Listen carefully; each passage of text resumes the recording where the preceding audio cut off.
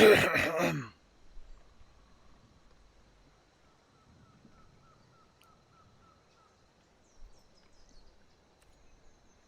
everybody, this is Rydo and we are back to Magic the Gathering Arena. Today is Friday, February 21st, almost jumped forward about 7 months there. Let's see. Let's re-roll this. And the animation did not show up. So we've got a few things to cover. I got a custom code for my pick in the World Championships, and I went and redeemed it, and it was supposed to give me a rare card and a sleeve, and as best as I can figure, it gave me a rare card and no, it gave me a rare card in the sleeve, and it was supposed to give me like a rare card in the pack. There also seems to be some talk going on that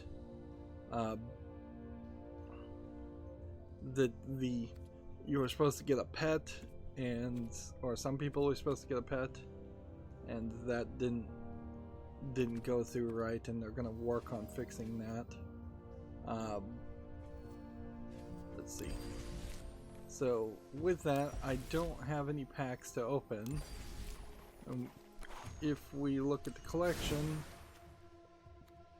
there's nothing here labeled as new even, and I didn't go into the collection, so I don't know how you even look at sleeves.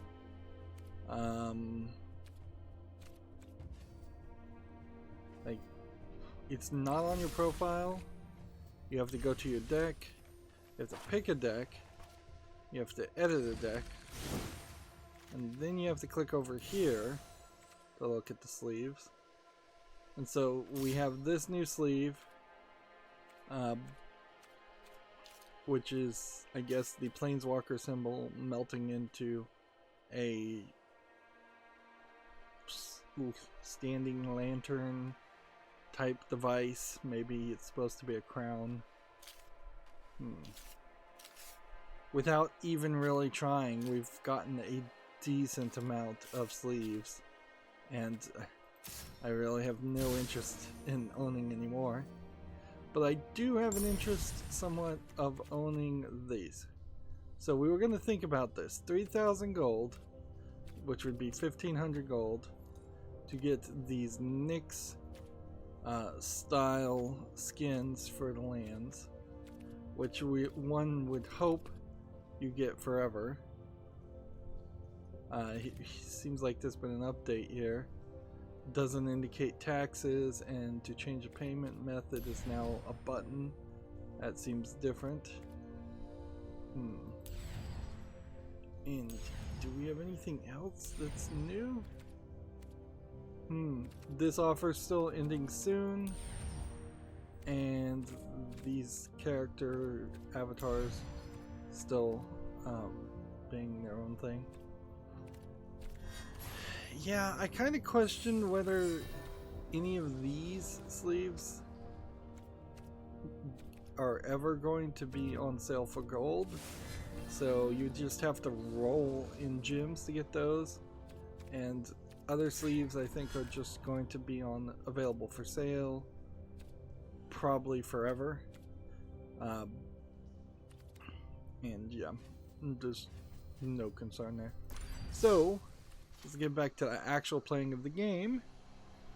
We have this rank draft Ravnica that we did, and we don't want to do a brawl. And then this Festival Fires of Porphyros, I guess.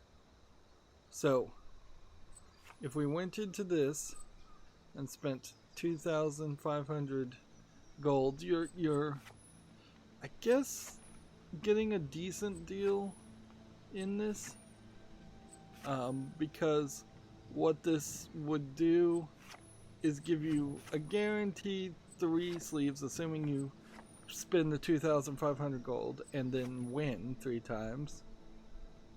which is a decent price for sleeves for compared to what they're charging, but you are then making the fatal flaw in economics of saying, well, just because you found something at the cheapest price that's ever been offered does not equate to it even then being a good deal. There's thousands upon probably millions of things that have been for sale that people just don't need. So yeah, do I want to waste 1,500 on these Nyx things? I guess we're never gonna find out unless we just go with it.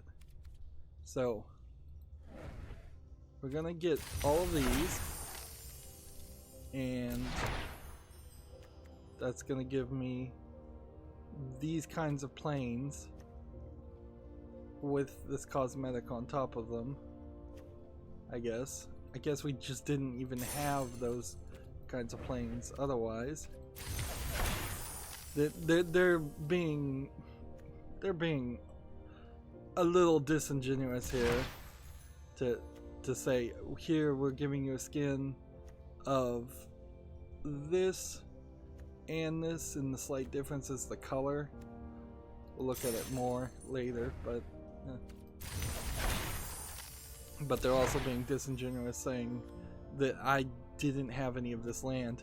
It's like as if the digital store is acting like a comic book store would, where they would just give you land almost certainly for free if you ask for it. Although they won't give you this Nyx stuff for free, because this is some of the best cards that people are getting in the Theros Beyond Death elements. Well, if it did nothing else, it that changed our storefront. Now here's the question. We've got these swamps. These are basic swamps. These are not the swamps I want to use. We have these. This card can't be crafted using wild cards. So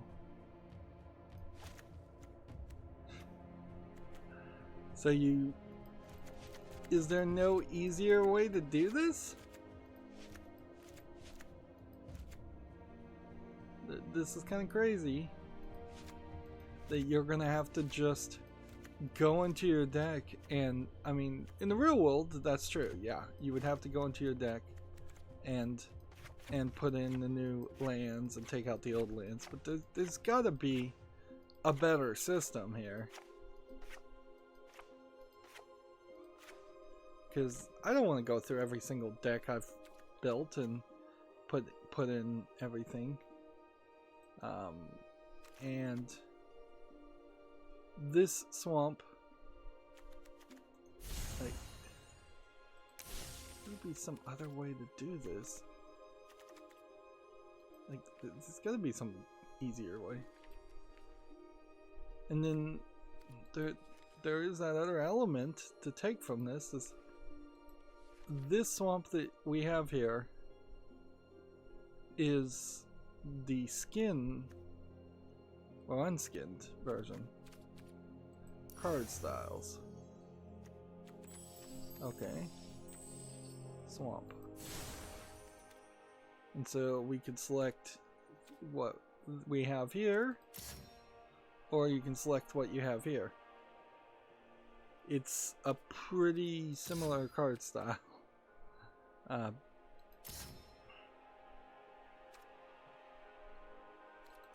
Yeah. Well, I mean, let's just select this for a second.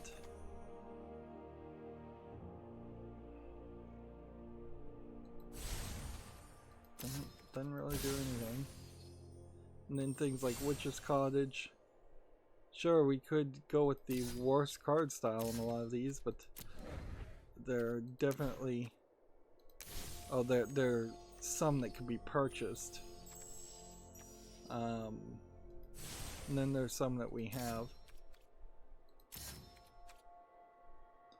The truth of the matter is, Magic has been, Wizards of the Coast has been ridiculous with these card styles. There's like 4 or 5 different versions of cards that they're printing. There's the standard style that's like this. Then there's some that are frameless that just are missing a frame here, and then the image is kind of stretched and blurred. There's some that are borderless, that look a little bit different. Like this probably is a frameless style if I was to guess, but I'm not sure because it's kind of hard to even tell the difference. Then there's also foil, but then there's also frameless foils, possibly those exist, and borderless foils. So they're just selling the same thing over and over again, on top of the fact that many cards are reprints of older cards anyways, or just new art on the same concept and same game mechanic. It screams of laziness, and it really doesn't work. The truth of the matter is that all cards should look kind of like this. There's this new art style makes Magic the Gathering feel a lot more modern and takes it another generation away from the way Magic cards looked in Alpha. There just needs to always be a constant improvement on the art. That's why when you look at, say, the Hearthstone cards, they barely have any user interface or indications covering up the artwork, and for many players the artwork is the big sell. These are mini portraits of art that you can't really get anywhere else, that you're going to want to love and enjoy, that also you use in a card game. So let's see what we can do here. If I come over to card styles here, yeah, there's nothing you can do. Oh, this is dumb. This is real dumb. Right. Lands. Basic lands. We've got all these. We can't do anything with these.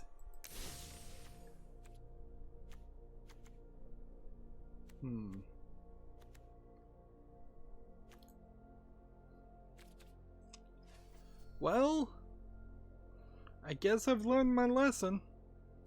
Wasted 1,500 gold just to have to go to every single deck and edit it,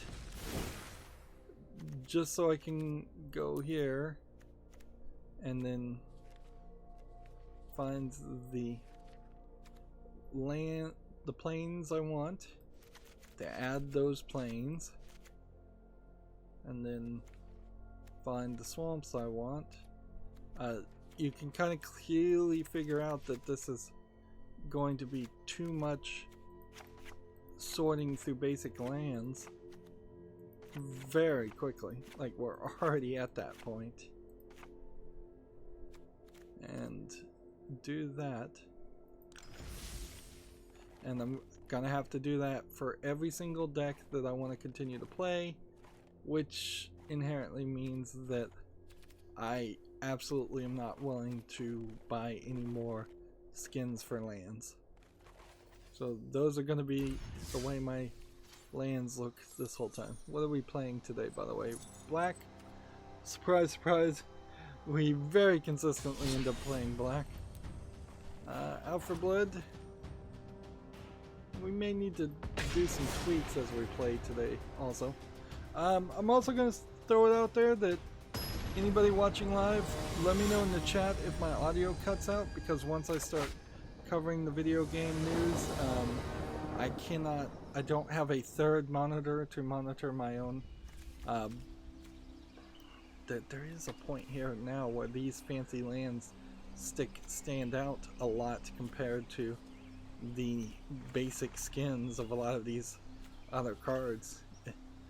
It is clearly designed to now that I have a big enough difference between these fancy cards and these fancy cards that are borderless. These feel very different, but the lands, the mana generators, the basic lands, should have always been like this because they never were going to have any description in them. They didn't since day one. That's mulligan. And so there was a lot of empty spaces in the boxes for no good reason. This is just like everything you'd want. So it does make a lot of sense that you would want to just have something like this from day one. And I guess these will stand out somewhat well. And this is not the skin I would want to use either for the swamp. Interesting. So now, on the third turn, we're going to be a little limited in our choices. Yeah. I tried something to fix my Blue Yeti issue, where it's just disconnecting and losing the audio. If it fixes it, great. If it doesn't, I could buy a new micro USB Type 2 or USB Type 2 mini connector, I think is what it is called, cord, and try to change the cord. I think I've tried to change the cord once before and it kind of worked for a while. Maybe it didn't work at all. There is an Audio Technica handheld mic that is both XLR and USB. I think I might consider getting that if it comes down between that or just buying another Blue Yeti, considering how the Blue Yeti is about $100 and the Audio Technica handheld mic I've seen is also about $100. It's far too early to be spending yet another $100 to replace a microphone, but if it has to happen, it has to happen. That would probably change the audio somewhat, but not guaranteed in a bad way. It might change the audio in a good way.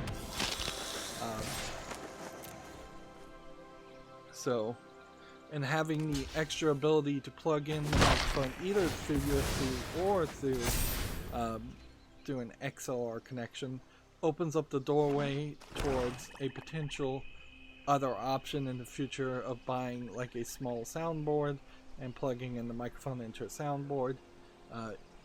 If I was ever going to try and have multiple people or multiple mic input sources, all of those would be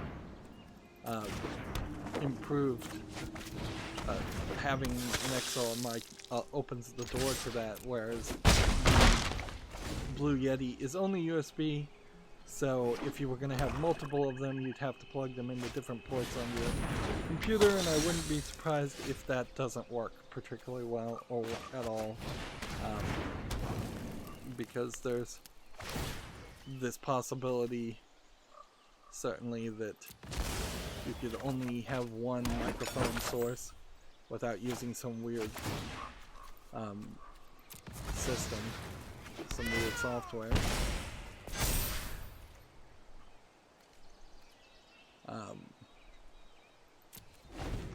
So yeah, it's not going great though, because I was 10 minutes short of doing a full episode on playing Batman Arkham Asylum, which has too many collectibles now, considering there's like 4 games in the series, and yeah, we know that the last game in the series was particularly buggy, and I'm just hoping that those bugs have been patched by now. But it has too many collectibles, and the number of the levels it's a decent number of levels, but each level is far too small. So you go through 4 or 5 rooms on a floor, and that's about it, and maybe 2 hallways.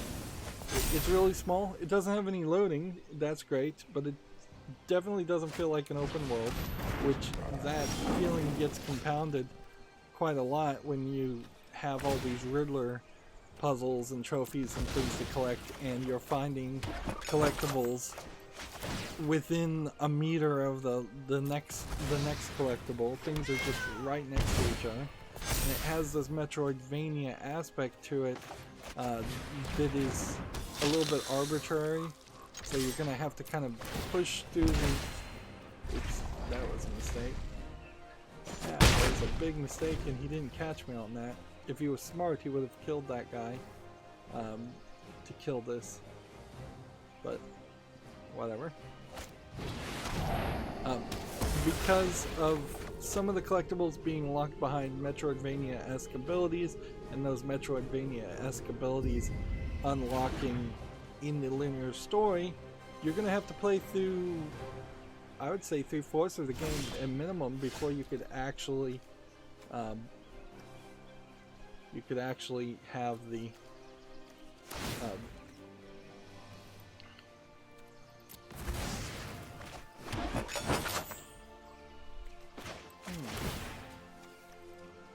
why did I give me 2 food tokens? Oh, whatever. I guess that works. So now I have an extra food token. I forgot that well, I didn't even know that it gave you 2.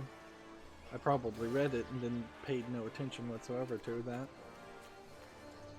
And I could attack, and it's probably worth attacking, because he's either gonna block or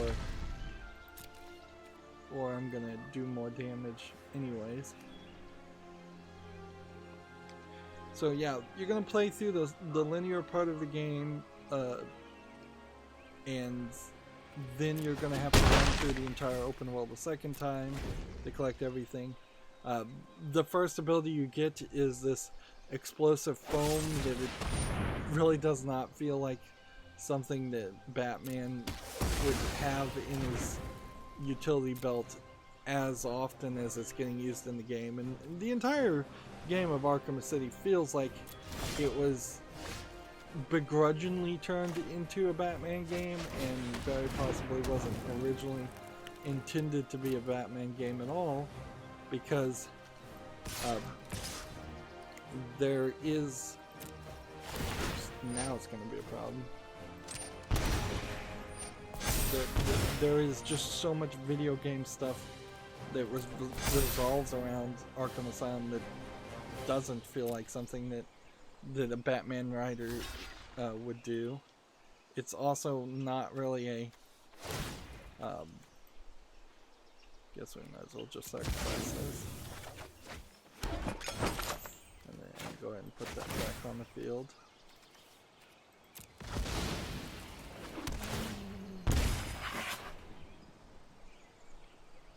Like, there's this whole plot around something called the Titan Project that is playing up. There's a large number of doctors in Arkham Asylum that are characters that feel like they've just been made up. A large number of obscure references to characters that may have showed up just for one panel in one comic 40 years ago. To try and make it feel like a Batman game when really it's not. The fighting mechanic was particularly awful, and it's still particularly awful, even playing on easy. The fact that you kind of have to get either very high 8-hit combos before you can knock somebody out, or you have to counter somebody or stealth take down somebody. There's elements of a Metal Gear style game in it, but not enough to really make it feel like a Metal Gear style game. There's elements of a beat 'em up button masher brawler type game, but that's not polished enough. There's only, as far as I can tell, 2, maybe 3 skins that are used by the enemies. There's a lot of mix and matching of female doctors, a very high number of female psychologists in Arkham. There's weird concepts like Arkham having a child's wing that is referenced, and then you're in the hallway where you see drawing on the walls like there's a child's wing, but then that hallway connects you to like a surgery room or an observation room, and so as soon as you walk through the door of the hallway, you're just in another room that had been cut and pasted together. It is blatantly obvious that Arkham Asylum was an incredibly unfinished project. And then you have a whole bunch of DLC, and you have to hack the game if you want the PlayStation 3 exclusive DLC, which I probably will do. But the DLC that you get are these challenges that are outside the main game that maybe, just maybe, you get, you use those to, let's see,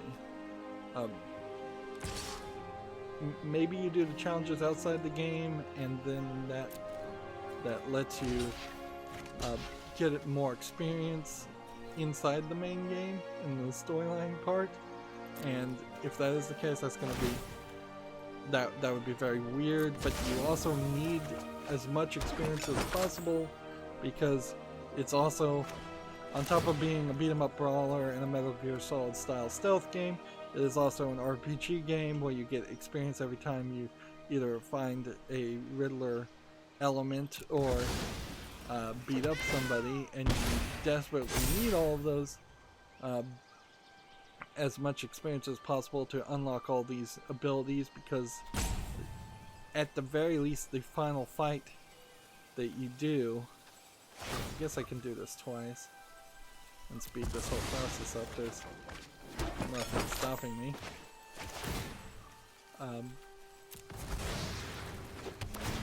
So yeah, unless I'm just misremembering how difficult the final fight in the game is, it does come off, I'm fairly certain, as a particularly obnoxiously difficult fight, and you're gonna want all the combo fight game mechanics unlocked.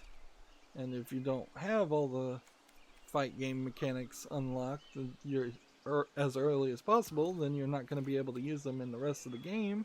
And the game, again, is too short and too linear to lock any of that content behind a RPG system.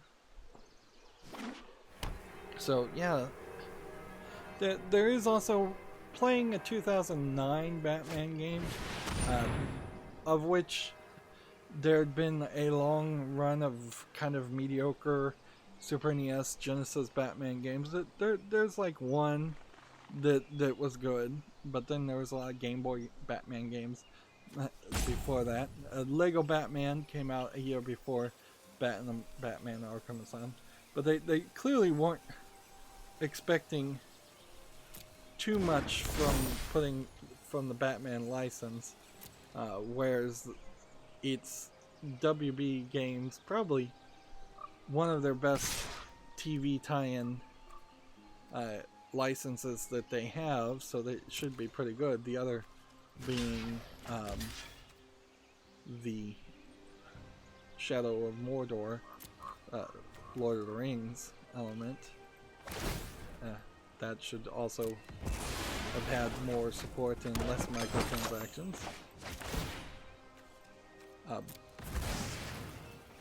And I've never played Arkham City, but I think Arkham City probably did fix a lot of the problems of the kind of low budget and just experimental feel of Arkham Asylum.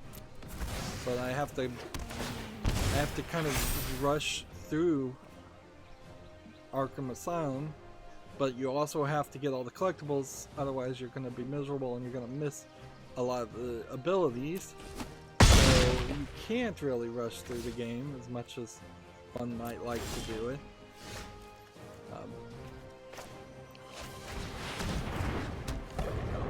Citadel. And I don't know if we really need both Citadel, because I think we're perfectly safe here to just win. But there is also some ridiculousness in playing a 2009 Batman game in 2020, because none of the Batman story that's getting referenced has any relevancy. The DC and its many numerous reboots has taken out of canon the gray suit Batman that you're playing in Arkham City completely. The Harley Quinn you see is wearing a very old costume that doesn't really match. It's not like her original costume from the cartoon, which is where she's from. It's I don't even know what do you call it twin tail ponytails with a frilly kind of pirate puffy shirt with a lot of cleavage showing, and kind of a corset on the outside, and a skirt, and knee-high or thigh-high striped stockings. If you saw it, you'd almost certainly recognize it, but it is definitely not the Harley Quinn that you would see now in any comics. And the Joker that you're seeing is much closer to a Batman 66 Joker than he is a Heath Ledger Joker.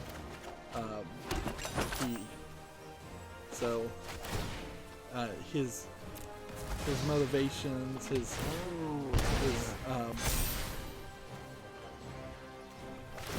mannerisms, his character development is very, very different. Gotta just keep on playing this, and it should be fine. And then you have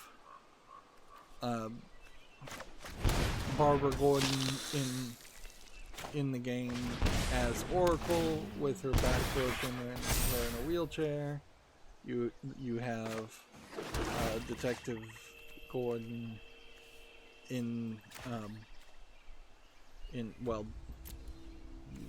Detective Gordon pretty much is the same throughout all the runs, I would say. Let's see. Well, I don't think anything stops me from just doing this right now and winning.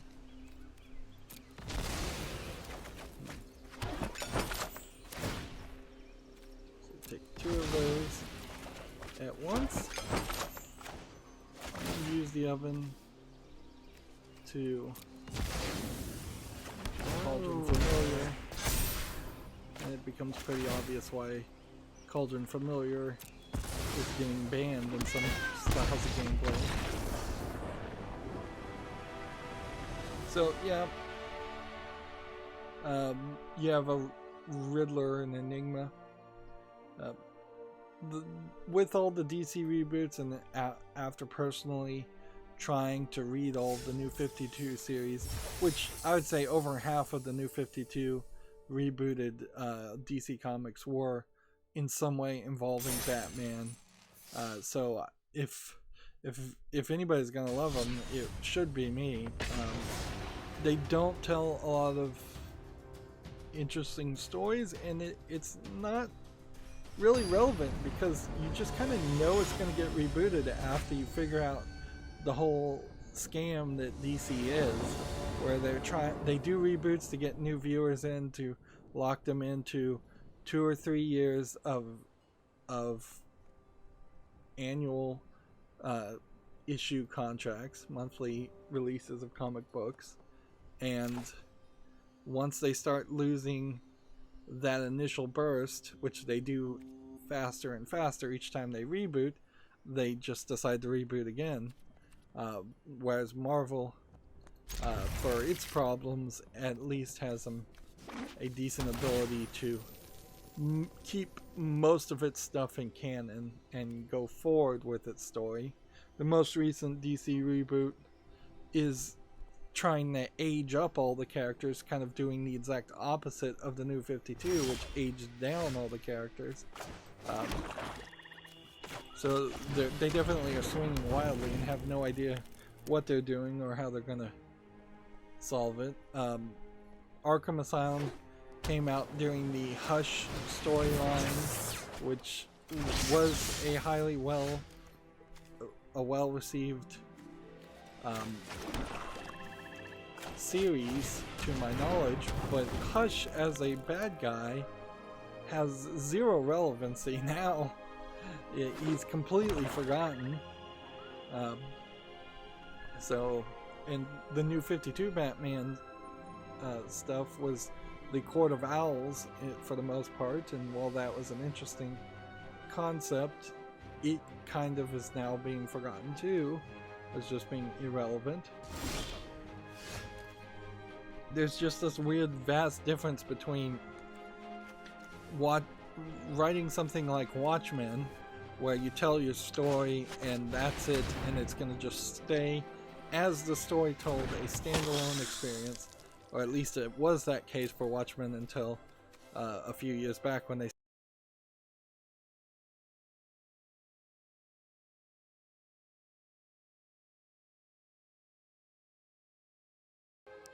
So that's a prime example right there of my audio dropping out. Good news, good thing I caught it. But yeah, until recently the Watchmen series was just the Watchmen series, and that's all it should have ever been, and the TV series and the continuation of it didn't help it really any. And so, yeah, you just, if they let the writers tell their own tales, then moved on and told something different, instead of trying to drag everything out into long, never finishing series, it would be a lot better. But that's not how, I guess, issueized is the right word, or episodic comic books work, and that is part of the major flaw with comic books. We have Josh on the chat saying, "Good day, you gorgeous beast, you." Hello, Josh. Sorry it took me so long to respond to you in chat, because I was going on a comic book rant, but yeah. So, in an effort to kind of age up my channel, it is definitely in part, and since I've played all the Lego Batman games already, moving on to playing Arkham Asylum and going through that series does make sense. I've played a imbalanced amount of Batman games on my channel already, and not really to my success in any way, because anytime the Batman theme plays, which I'm not sure it is actually if we're going to play in Arkham Asylum,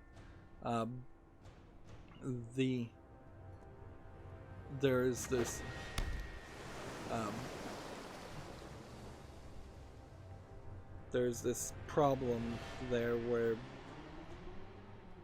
the Warner Brothers content IDs and copyrights those videos. So back when I was making a few pennies on ad revenue on my YouTube channel, anytime the very popular Lego Batman videos got watched, I wasn't getting anything from them anyway. And according to the almost certainly lying YouTube demographics, it was all kids over 13 at the minimum watching those Lego Batman videos. And I can't imagine too many kids were having that much fun watching me play Lego Batman, though, because I'm always constantly criticizing and talking about the games, and it's hardly a no commentary gameplay.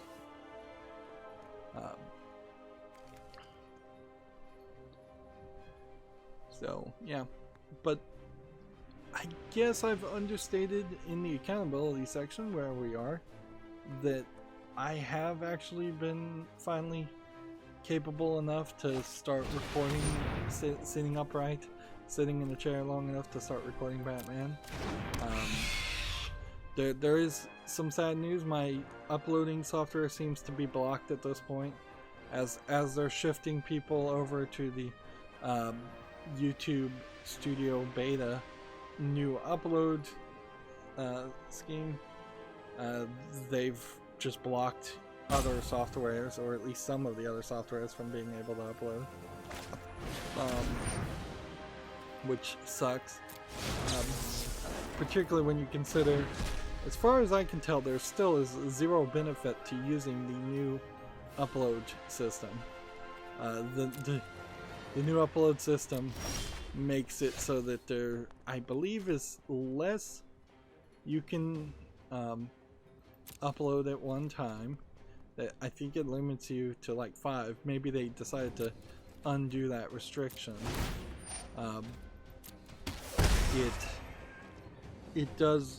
It takes longer or the same amount of time to upload videos, and it doesn't put all of the videos that are uploading in a row on the same page. So if I upload, even if I am only limited to 5 uploads at a time, which the old uploader is definitely not limiting me to that, but even if I was limited to 5, I could take those 5, and as they were uploading in the old uploader, I could type in their title, I could schedule their times, I could type in the description, I could type in the tags, I can adjust several other settings that I personally don't even use. So the fact that those aren't options available to me is pretty bad in the new one.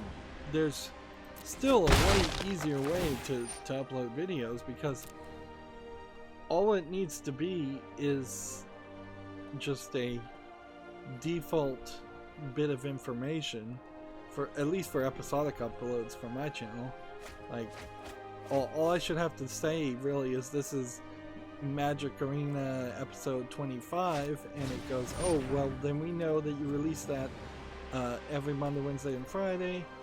I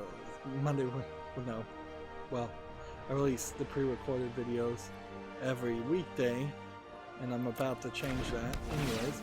But you could have it programmed default like that, that it should know what time and what days it releases. It should know what is the last episode to be uploaded, and just increments that last episode number.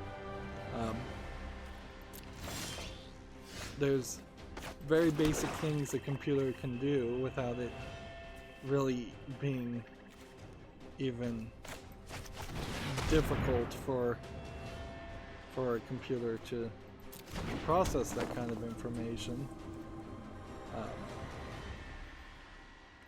And yet YouTube software doesn't allow for it, because it's just a badly designed website that they're forcing you, particularly as far as the YouTube beta, they're forcing everybody to move to, with it being unfinished and no better. Speaking of YouTube people being poop heads, for lack of a better term, there was allegedly some leaks that came out as far as people who review demonetized videos that are disputed, and there's like a 200-page documents that they're given as contractors that are only allowed to work up to 20 hours to be part-time contractors, and they're only given up to 5 minutes, I believe, to review any dispute, and that includes any references, any other videos as examples, and the footage that's being disputed in general. So almost certainly you're gonna have people cheating the system there, and they're not getting paid particularly well. I think it was about $14 an hour to do this. So yeah, somebody content ID claims or demonetized claims your video, and you dispute it, they're gonna spend at most 5 minutes looking at the entirety of your video. So they're never gonna get any nuance. They're never gonna get any reference. You've started to see on YouTubers, desperate people putting video things on the front of their video saying this is not intended for children under 18. Which there's a way to do that in YouTube anyways. So I guess they're trying to make a nuanced statement saying that their videos are for people under 18 but not under 13. I guess is what some of those are trying to imply. Otherwise, you just have to check the box that says your video should be age restricted and thus demonetized by default. Right, so I'm gonna go ahead and do this. And I hope that is the right move.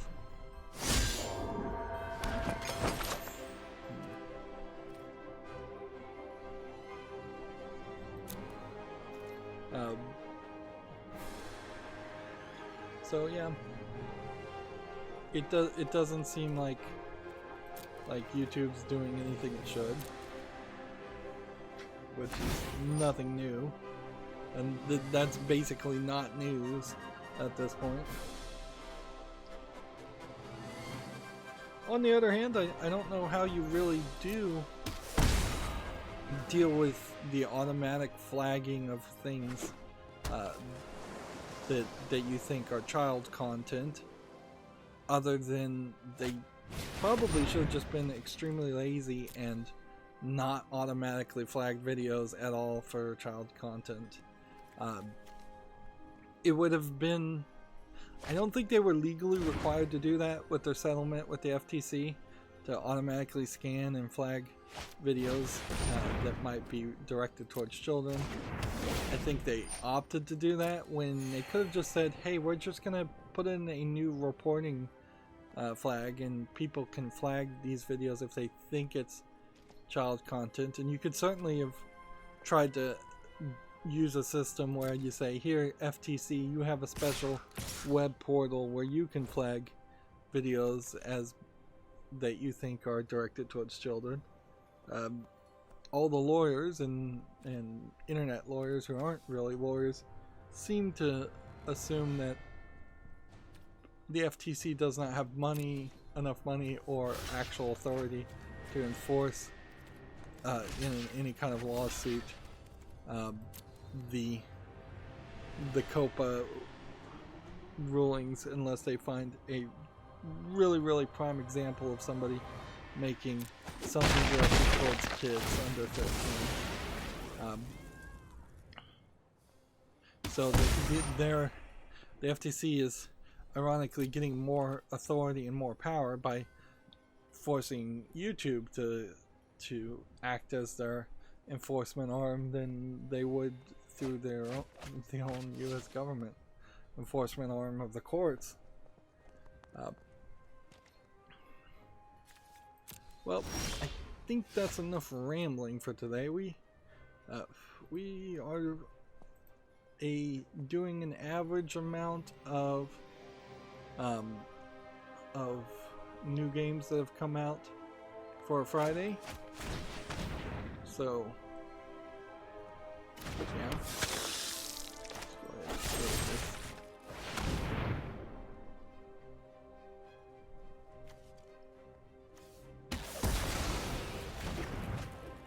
And what else? Nothing else? Now that that guy's gone, I can just do this. I could have been actually attacking with this a while ago. There's a decent chance though he's got some kind of counter spells. So yeah, let's go through the news. This doesn't particularly need to be a super long stream. I'm not going to do another draft today. So just get the daily quest done and the daily challenges done, and then we'll be back on Monday. And over the weekend, I'm hoping to be ambitious and continue to play Batman games, and I may very well play Batman games all the way into October, assuming I have Arkham City, which I think I do. I might be missing Arkham Knight, or the third one, or the fourth one, but I'm fairly certain I have Arkham City, so I can play at least those two games back to back. And I imagine even playing the first game, I may not feel very motivated to play Arkham City back to back, because two open world concept games with a lot of collectibles, very much like Assassin's Creed, is asking a lot. There's a lot of what is in Arkham Asylum that feels like the first Assassin's Creed game, but I'm fairly certain it's not a shared code base, and I would say Arkham Asylum does it a lot worse. There's definite elements where if you're just walking normally with the left stick, Batman moves very slowly, very rigidly, standing upright. His 3D model is also ridiculous, a very comic book large chest design. But if you hold the A button, he'll start running, which is just like the wrong controls. He should just start running as you press forward and gain momentum. If you hold the left stick all the way down, he should start running, but he doesn't. But then if you're holding A to run and you jump from one platform, run towards the ledge of one platform where there is another platform in front of him, he'll jump automatically. But if he has no default jump, because default jump would be A, and that doesn't exist, so you're using a grappling hook to get up everywhere, which does feel somewhat Batman, but it also seems very silly that Batman literally has no ability to jump at all, and you're having the grapple hook from small ledge to small ledge. He will climb up the ledge of things if you hold A and walk to a ledge, if it's been pre-programmed as a ledge that you can climb up, which is another factor to consider, because there are definitely instances where they just don't want to allow you to go, which is ridiculous. He can't particularly fall to his death in open worlds. He can't particularly swim or fall in water, so it just resets you to like a checkpoint with a small cutscene. But there are a few places where you can do something that's game breaking and just get a actual game over out of nowhere, which is an old way of doing things by far, compared to modern games where you really aren't going to ever see a game over and a reset to the last checkpoint. It does have a thing in the menu to reset to the last checkpoint, which is an old style of thinking, because you kind of never need that option. If the game is glitched or something and you're stuck in a wall, you should be able to just Control-Alt-Delete your way out of a checkpoint, out of the game, and then the checkpoint would be reset anyways. So, or you could just exit out if you're not, if the game isn't locked up, or you could, if you just wanted to reset a checkpoint for another reason, you could just exit out. So that's kind of ridiculous and an unnecessary option in the menu. I will say that the software does, the Unreal Engine that they're using in their software does seem to still recognize and use my modern video cards fairly well, but the textures themselves are pretty bad. The camera has a weird smoothing, blurring effect when you zoom in. There actually is no way to adjust the zoom when you're in a zoomed in way, so you feel like you're zooming in if you hit the left stick while you're zoomed in, forward and back, but what you're actually doing is having the character actually walk forward. So you could literally be zoomed in looking at something, press left stick thinking you're trying to get a little bit of a better view of it, and walk your character off of a cliff and into a pit. It's just a lot of nagging little things that add up with Arkham Asylum, and it's weird to say that considering how highly regarded it was when it first came out. And sure, 11 years ago games weren't as demanding, but or weren't as good as they are now. We've made great strides in quality despite the large amount of garbage on Steam that comes out on a daily basis. But yeah, even if you look at Shadow of Mordor versus Arkham Asylum, Shadow of Mordor has an open world system with lots of mini missions and lots of collectibles and a much better RPG mechanic and a much longer and better story. So WB as a parent company and licensee of those two properties has majorly improved also. Moving on, we have a game on Steam here called The Wanderer VR, which looks like it's a archery VR game, and it's very colorful in the bow style, which you probably would never do because it's probably distracting. And there's nothing in the background. You're not shooting at targets, and you're not really shooting at animals as far as I can tell. So it's kind of missing a lot of features that you'd want. There probably is room for a VR archery game out there, but this is not the one.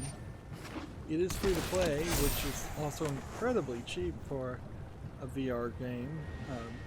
So I guess if you've already invested in VR, check out the Wanderer VR and see if it can catch your attention for 5 minutes. It'll just cost you time.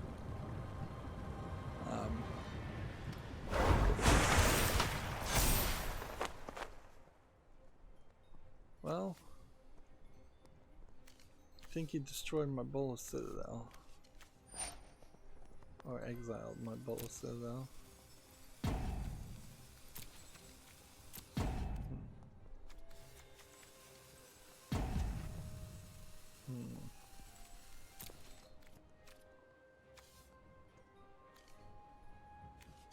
I lost my Bola Citadel there, and that was the thing I needed. I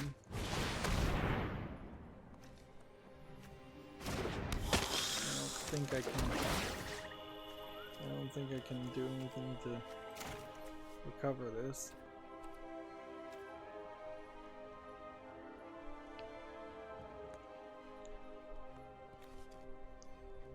Well, we are playing black cards. I guess there's something to be said about that, but that's about it. Gematsu has an article here. The Darius Cosmic Collection for the PS4 launches March 5th in Japan. I would venture to guess that Darius is a series of shoot-'em-up games, by the looks of them. Yeah, shmup games, shoot-'em-up games that kind of old. Genesis games, Famicom games, PC Engine games. Yeah. Sounds somewhat familiar, but certainly I'm not a fan of shoot-'em-up games, so that wouldn't be one I would want to play.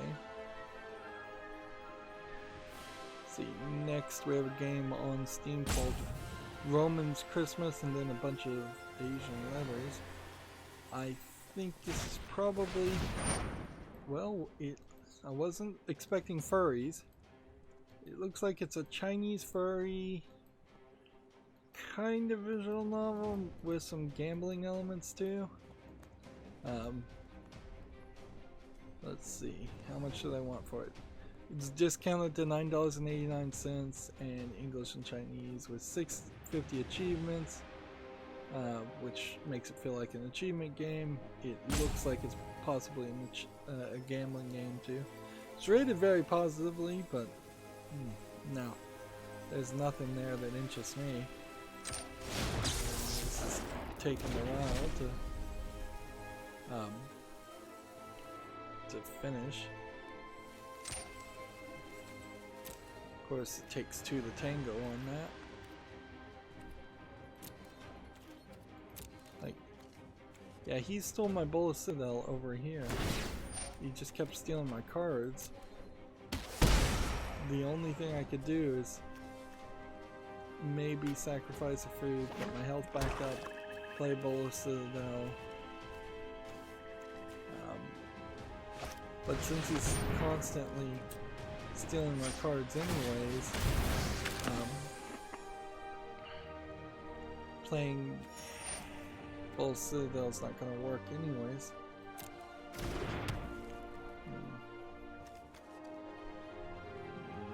This sucks. This sucks. This strategy's too good. I'm not playing ranked right now. That's important to take from this, is that I'm getting my butt handed to me playing just casual, and I kind of wish I wasn't. And I guess if you've hit that point, the solution is just to concede. Just save yourself the time. We don't need to have him jerk me around, which is what he's kind of doing, stealing all my cards. Let's just move forward with life.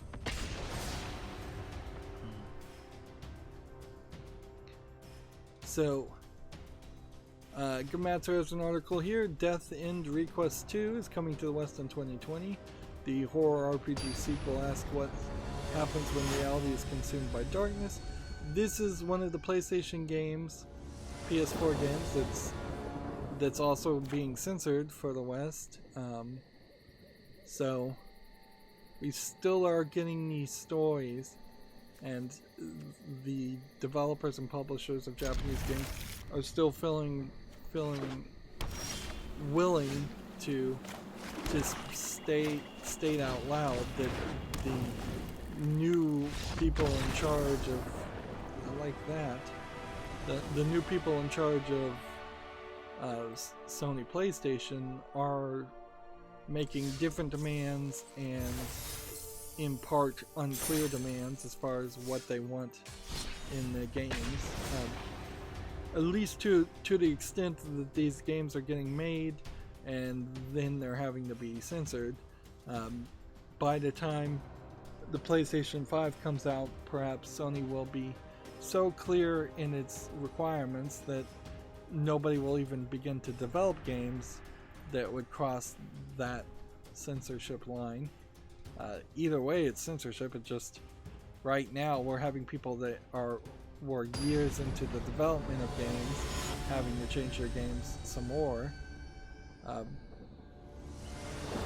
And the changes for Death End's Request in particular is the standard pedantic anime censorship that we see every time we see this. It's some anime girl goes from wearing what would be a two-piece bikini amount of clothing to a two-piece bikini amount of clothing with an extra piece of fabric covering either slightly more, like 5% more of the buttocks, or covering a belly button, or they go from wearing what would be a two-piece bikini amount of clothing to wearing a two-piece bikini amount of clothing with enough fabric that is slightly see-through, covering up the midriff. I mean, I guess it would be ridiculous to make the opposite argument that to say that you would be happy if a costume went from a bikini style costume to a burqa style costume that covered all of them, or that would be even more drastic. I won't say it would be worse, because I as a free speech advocate, I have to say any censorship is equally bad, because if you start arguing that some censorship is good and some censorship is okay, that line will just get pushed and pushed and pushed.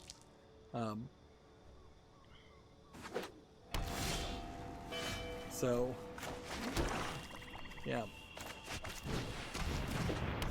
it's always ridiculous amounts of changes that you can then mod back the original costume if you want, and if you really want, you can probably use a mod in most games to make the characters completely naked if you want.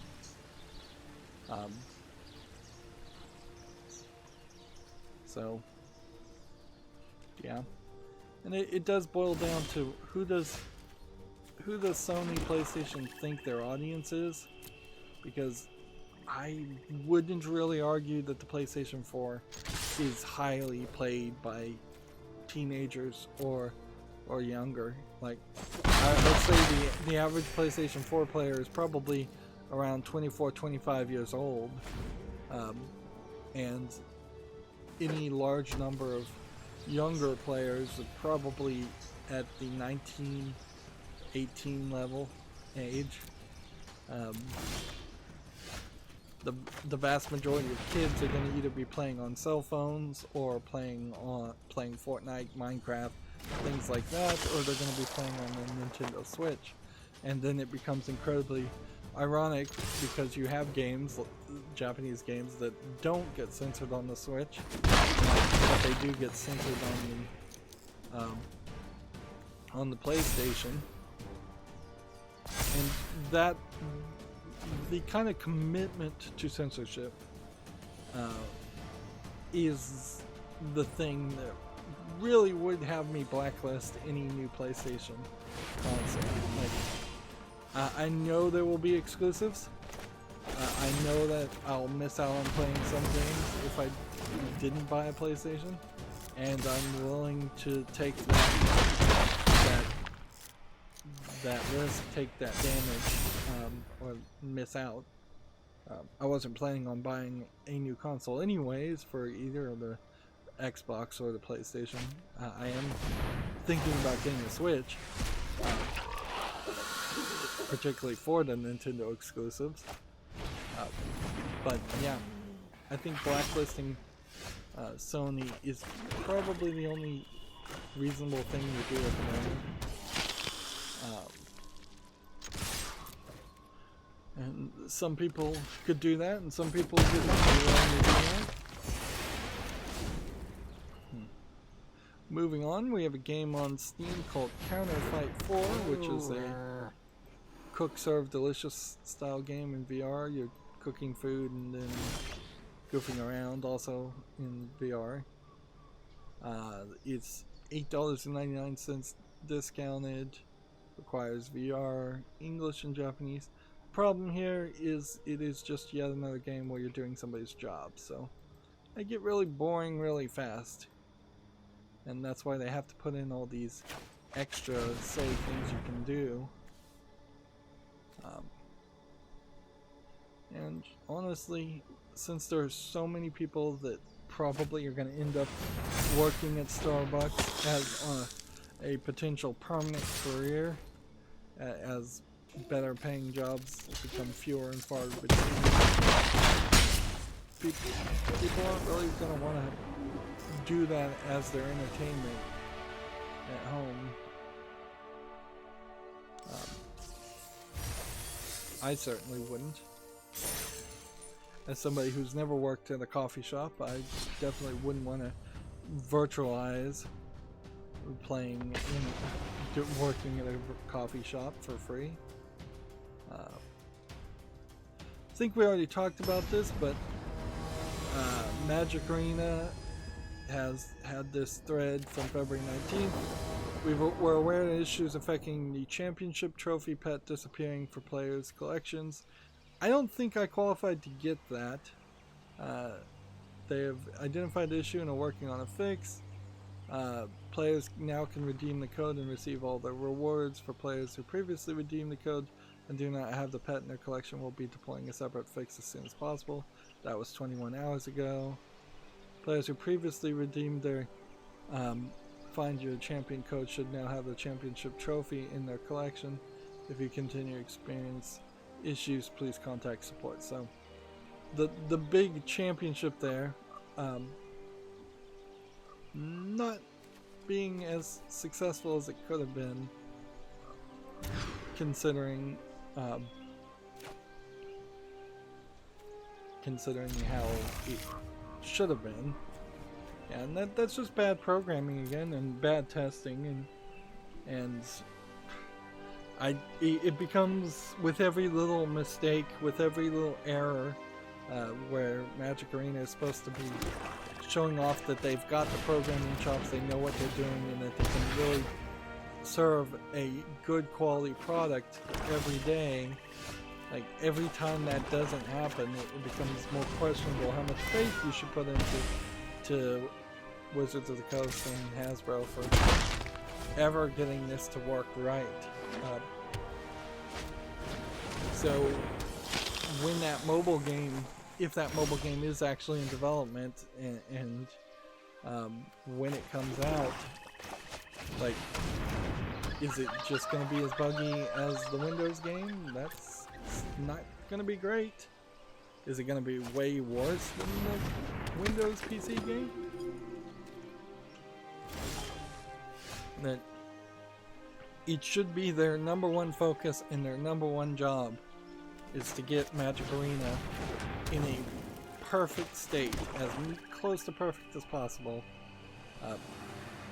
so that there is a growing faith in Arena being the way to play Magic going forward, particularly when you have Theros Beyond Death not really doing hot, and them kind of being unable to come out and say or do anything to fix that. Because if they sped up the release of the next expansion, people would be super upset. If they admitted that they made a mistake with the previous, with Theros Beyond Death, people will be upset. There's kind of nothing you can do.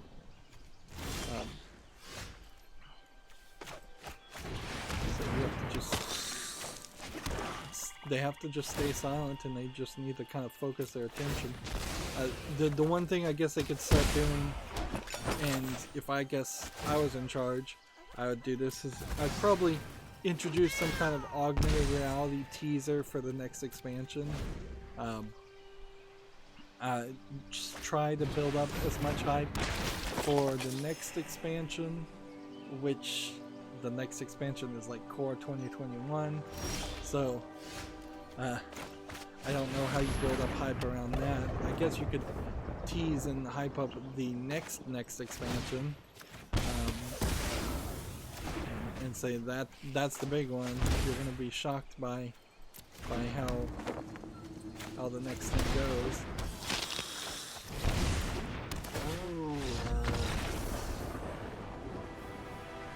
There we go. So yeah,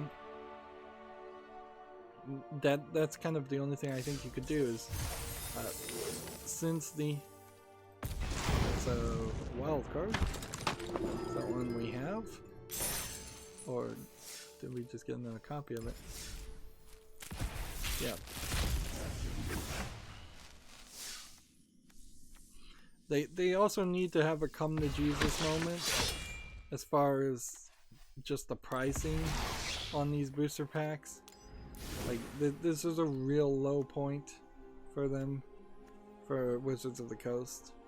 So they need to rethink the pricing, rethink the greediness, and hype up the next expansion, which or the next expansion. Yeah, the next one. Oh no. I guess the next expansion isn't the Core 2020 set. It's something else. So I would guess the next one probably isn't going to start with T either. 2 expansions that start with the letter T.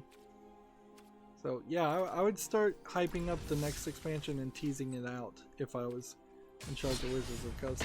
Move forward, think about the prices in the background, don't really address them publicly.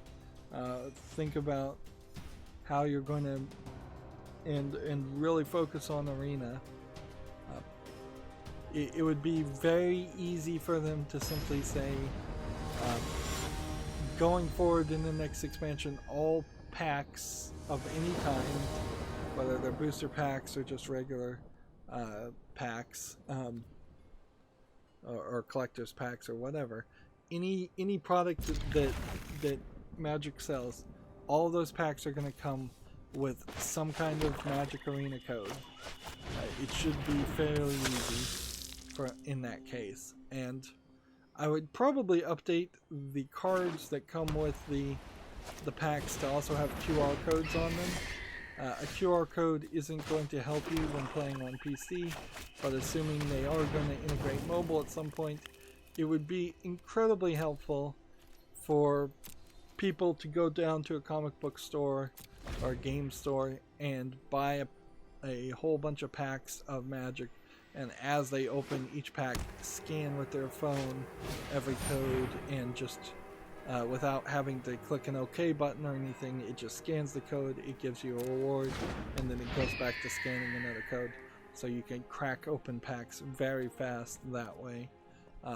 Having to potentially type in all the codes is a little bit of a pain, and I could see myself installing, if I was ever to play Paper Magic, I could see myself installing the mobile version of Magic Arena just to buy Paper Magic cards and scan a QR code, and then potentially selling or throwing away the Paper Magic cards after that point, or at the very least never actually playing Magic Arena mobily.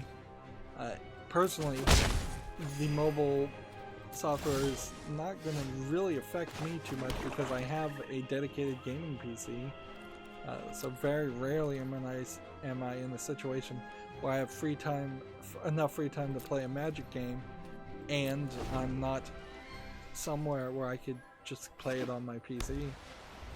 The same was true for Hearthstone. I never really played the mobile version.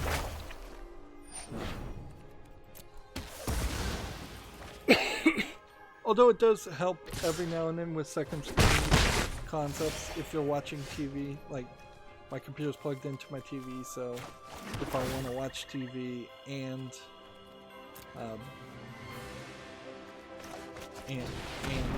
play Magic at the same time, the mobile app would be helpful in that case.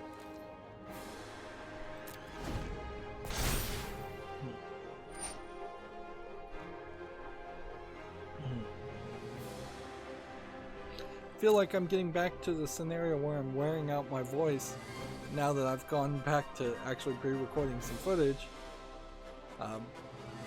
So let's move on.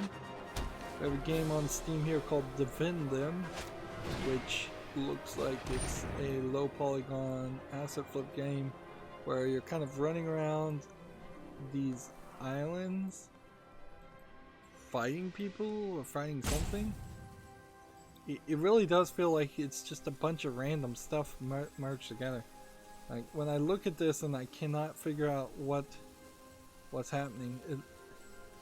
Is it a tower defense game or what? Like, it's early access, it's $8.99 discounted. It's English only with a third-party EULA. Yeah, I can't figure out what Defend Them is, but I can definitely say it doesn't look interesting. Like, I guess that is a default part of being interesting, is you have to understand what it is. If I went to a museum and I saw and there was a trash can, and it turns out that trash can in the museum was actually a piece of modern art, but I didn't recognize that it was a piece of modern art. I wouldn't be interested in the trash can, obviously.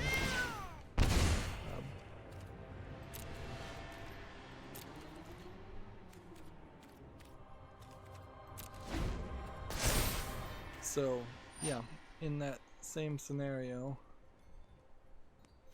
if I look at a game and I don't recognize it, can't figure out what it is, don't recognize it particularly as a game at all, I'm not going to be interested in it.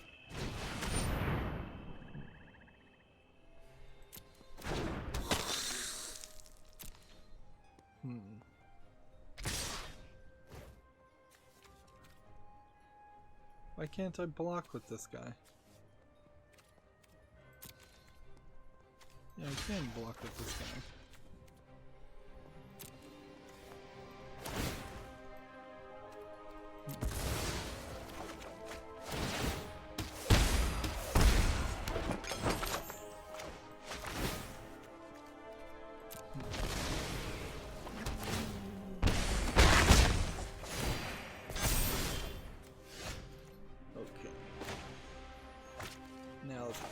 This and this, and then no attacks. Next we have a game on Steam called Rolling Sky. We haven't been seeing a lot of these Unity Marvel games. There was quite a lot of them coming out a couple years ago. They're kind of all the same, although in all fairness this one looks like it might be slightly more polished.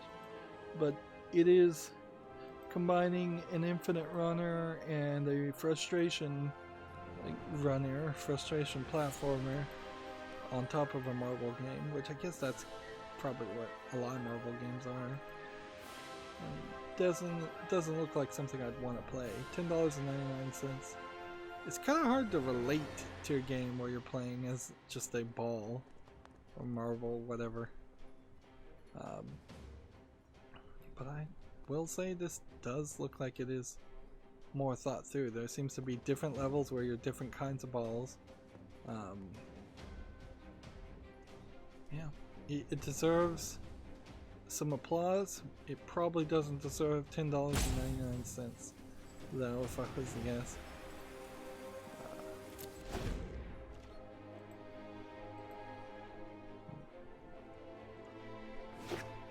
This game, Seal Fledge, which is a dollar raising simulator allegedly, has come out, and TechRaptor has written about 2 articles, and it's out on Steam, so I'm gonna wait to talk about that until later.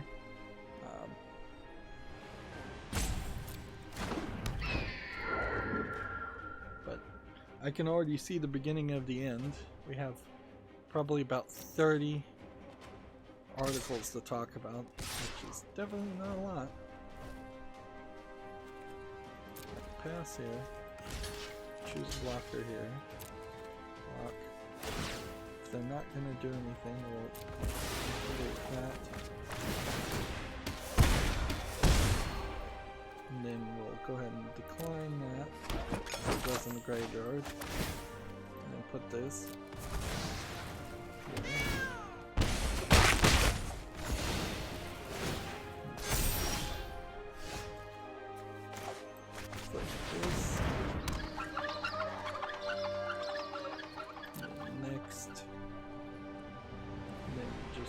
Attacks.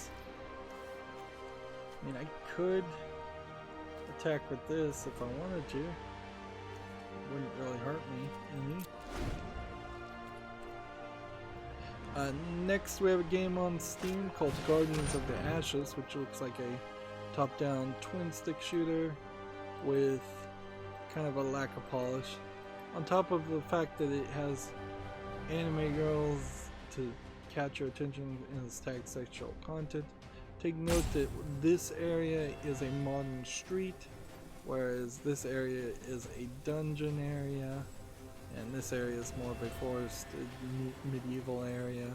This is more of a forested World of Warcraft style fantasy area. So you're all over the place. This is discounted to $2.09, English only with Japanese full audio. But yeah, that would definitely be a game I'd consider a low effort Japanese game, which I don't see a ton of those, but they do occasionally happen. And I'm just taking forever to respond to everything. The whole game flow in this needs adapting, needs improving.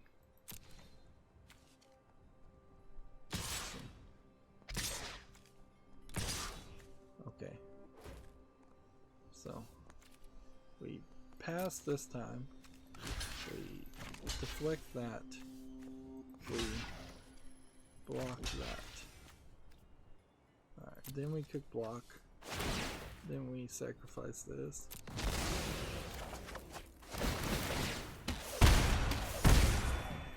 We decline that. Then we play this.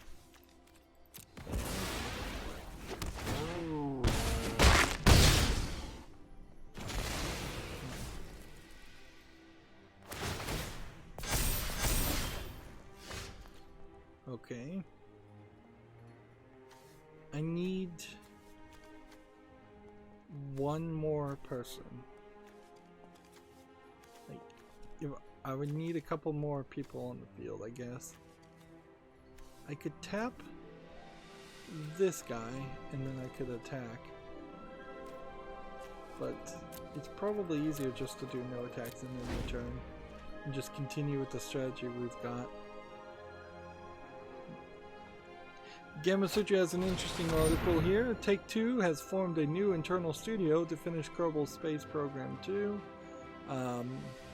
This is probably for the best. Apparently Star Theory Games was originally going to create Kerbal Space 2. Kerbal Project 2. Not... what was the actual company that owned Kerbal Space Program? Squid Squad or something like that. The main problem is that the money managers got in charge of the actual owners and the original creators of Kerbal Space Program 1, and they fired all the programmers, allegedly. According to the programmers, they fired all the programmers, and that opened up this unlikely scenario that they were actually going to be able to make a Kerbal Space Program 2.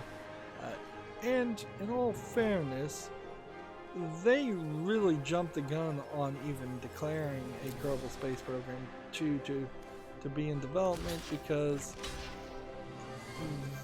Kerbal Space Program 1 wasn't really a finished product. Let's be honest here. There was a lack of an actual gameplay mechanic and a lack of a good tutorial mode. And the reason why Kerbal Space Program is so popular. Oops.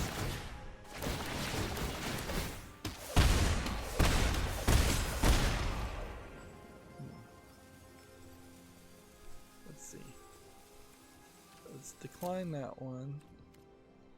Make that one. Resolve that. Resolve that.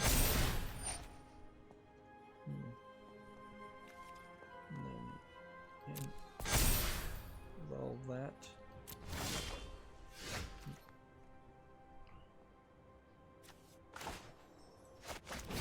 Now I think we've got him.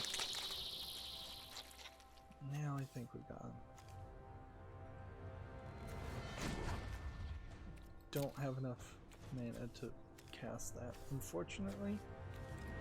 Next, let's go ahead and attack here, because who cares?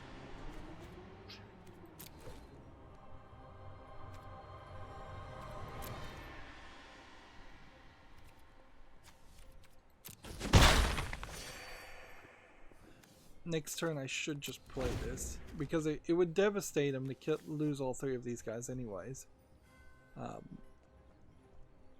So I should just sacrifice these 3, exile all of these to bring them back as nightmares, see if that works, and then just hit him in the face a couple times. So yeah, it's really questionable what Kerbal Space Program 2 would be. Can it be something that is way more accessible and reasonable to play? Or is it just going to be obscure and difficult and be a game designed only to catch the attention of people like Scott Manley and the other dozen real astronauts out there that were playing around with that software? There certainly is enough of a niche audience out there that see, he does not create a nightmare of himself, unfortunately.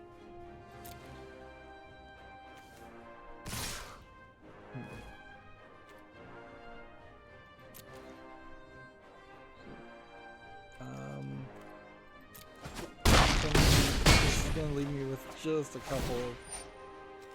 couple health.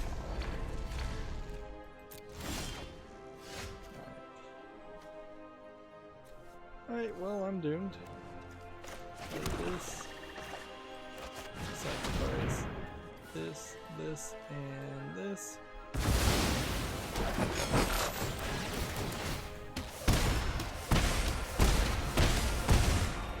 Play this. Sacrifice this.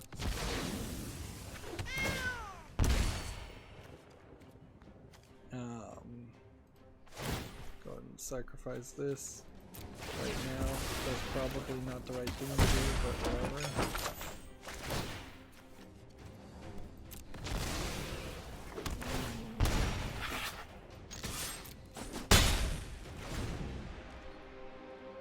And I think I could probably eat these other 2 foods and get my health back up.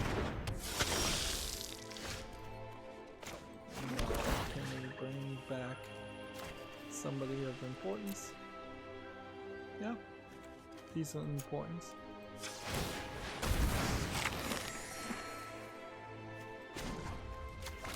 We can go ahead and tap this guy. And attack.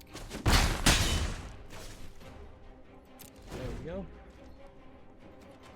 TechRaptor has an article here. Double Dragon and Kino-kun Retro Brawler Bundle Review. This, I guess, is a bunch of old games that I guess came to the West, because TechRaptor tends not to review Eastern only games. I gave it a 7.0, which I'm not surprised, because why wouldn't? Why would you really want to play old NES games that aren't like the top of the tier NES games? It really is more of an argument for like those old games being free in public domain more than anything, is that they really don't have any value or very little value, and really shouldn't be still available for sale. That they've made their profit as a product. Okay. So I can't tag. So I'm gonna do instead is do no attacks in the turn.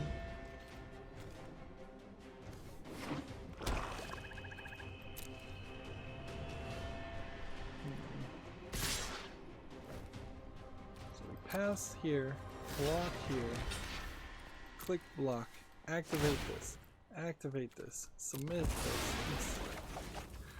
I need a scripting language for as complicated as this turns into.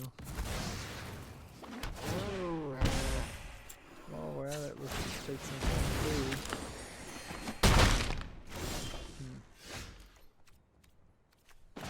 Take that. And at this point, we'll attack here, here, and here, and we should win.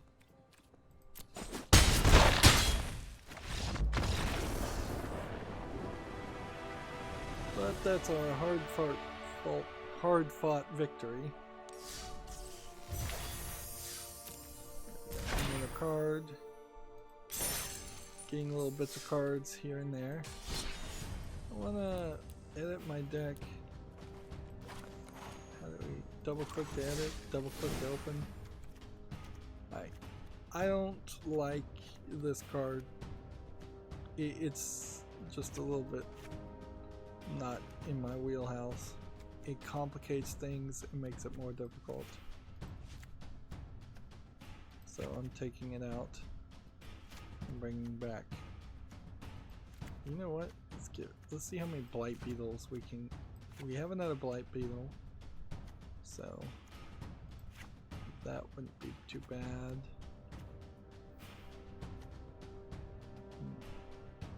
Kind of don't like this card either. It's probably should just be removed.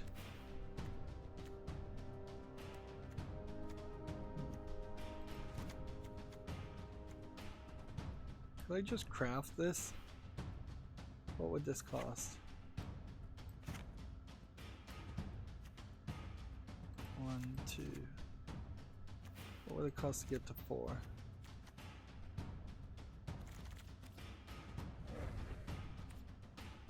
Two wild cards. 2 uncommon wild cards. Sure. We'll just go crazy with it. And then we'll apply styles on the swamps. Then we'll hit done. And that simplifies it a little bit more. Simplifies the gameplay. Even though I am playing a combo strategy deck, I still want to kind of simplify the options. Next we have a game on Steam called Zombie Towns, which clearly is just a Western shooter asset flip game with a low effort name and no visual polish. It's 99 cents, English only. I don't think I can keep all of those cards. I need a mulligan. Let's see. Let's get rid of this. And then you play this. And then you play this. Put that on the field.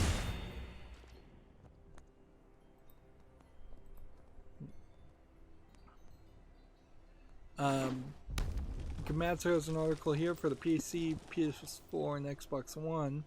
A gothic, I guess is how that's supposed to be written. I don't think there's something called Got Chick.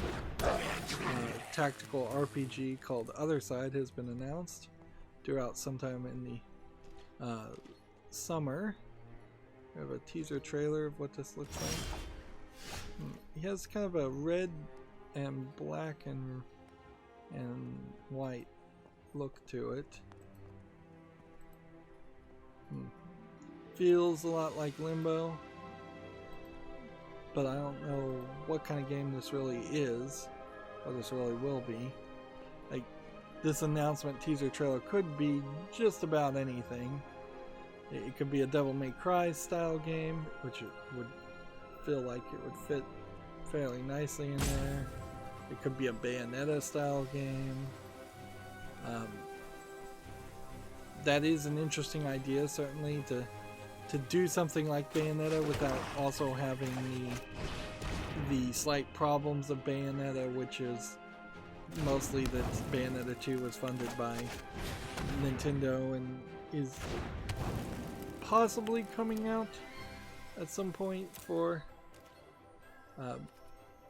it's possible that it's coming out sometime for PC and other consoles, but not guaranteed. There's also Bayonetta's just kind of old. Like they just re-released it for the Xbox One and the PlayStation 4, and it can do basically 1080p, and that's it. It's not going to hit higher textures. It's not going to it's going to be smoother. It's going to not have any frame dropping, which is nice, but we've got to do a whole combo here, and I'm hoping this works. If we can pull this off before I have to start my turn again.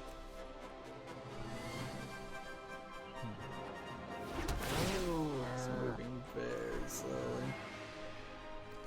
Moving incredibly slowly here.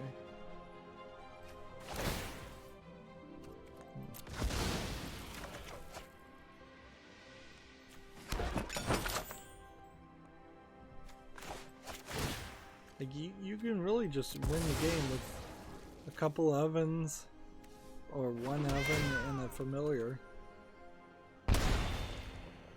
You've got nothing else that you can do.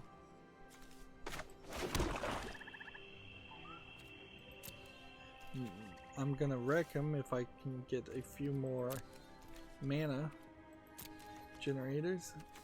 If I can get up to 6. Got 4 now.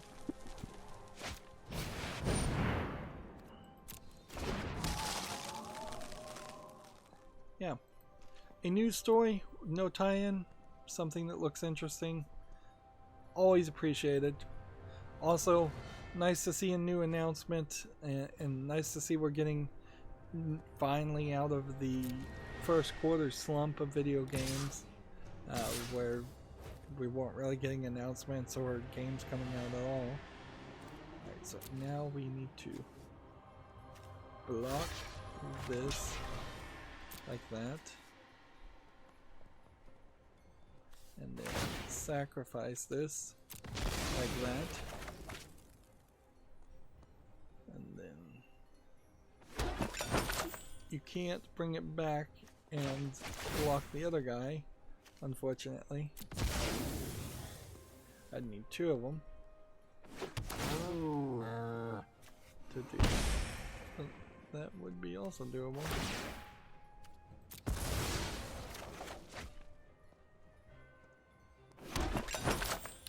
At the current rate, though, it is going to take 10 turns to work them down all the way to 0.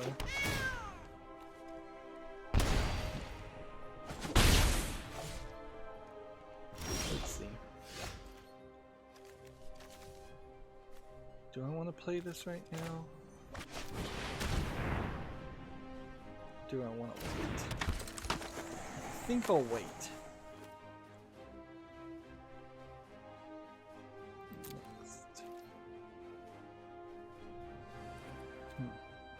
Next we have an article here from Gamatsu for the PlayStation 4 and Switch.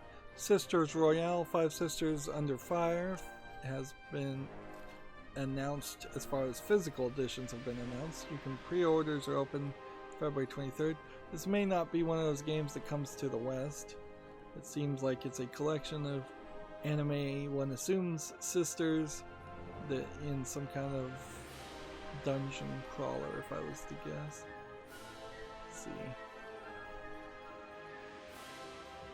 It's first new game from Alpha Systems, brought to you the shoot 'em up Castle of Shikigami 3 and the Castle of Shikigami series.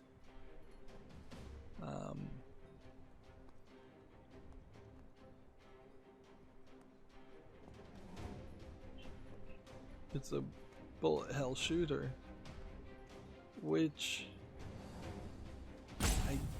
shoot 'em up, bullet hell shoot 'em up, which I guess would have been a good guess too. Certainly, anime girls in shoot 'em up games, pretty common.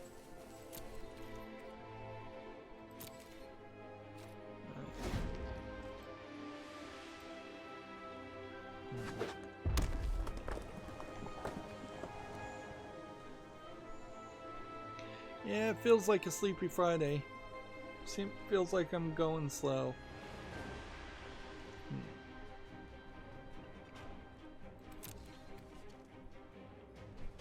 Pass. Yeah, he's just not gonna attack.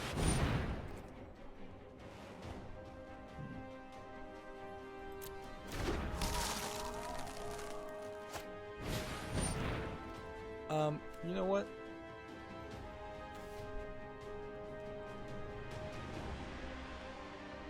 If this guy is past his point, then let's sacrifice this.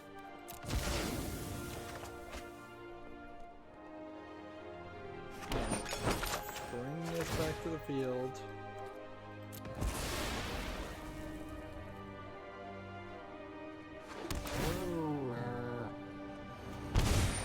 And then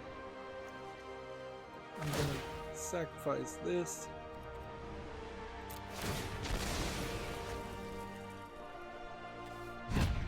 And bring that to the field so I can maybe do some more damage.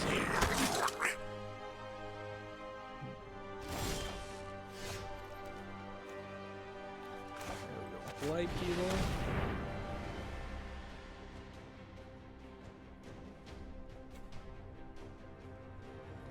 Ruining his strategy. And playing this to bring back this card. Yes, I want to bring it back. Man, this is just moving really, really slow. Yeah, I guess maybe I should just double check to make sure I'm not running out of hard drive space. Yeah, I have 100 gigabytes free. My server, on the other hand, just keeps, like, I think I've ruined it pretty miserably. And I really need to format and reinstall everything and just start over from scratch. One of the things I've recognized is the RAID ZFS, RAID Z3 in ZFS raids. You kinda only want 6 discs in a RAID Z3 at most. There's no extra benefit from adding a 7th disc. It doesn't add one more disc that can fail, or an 8th disc, or 9th disc, or 10th disc. What you want to do is effectively, and you can do this in ZFS, you really can't do it in any other kind of file format system, is you make a RAID Z3 with 6 discs, then you make another RAID Z3 with 6 discs, then you make another RAID Z with 6 discs, and if you can squeeze like 10 RAID Z3s with 6 discs, and you can get up to a petabyte potentially, which is what Linus Tech Tips did yesterday. Of course, he's getting all of that hardware for free as sponsored content. Let's face it, or at a significantly reduced price. So that would have actually worked pretty well, but unless I am going to get to a point where I have to just delete all my data and start over completely from scratch, there's no way to destroy my current RAID to rebuild into 2, maybe 3 RAIDs, which is about as much as I could probably do. Like, I can only hold 16, maybe 18 discs in my hardware anyways. So, yeah. Here's what we need to do. We need to block something that will die, and block something that will die, like this. And we want them to really die.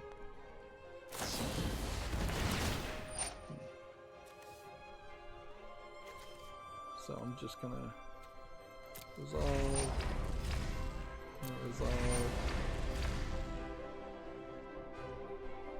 and he's returning this to my hand, which is perfectly fine by me.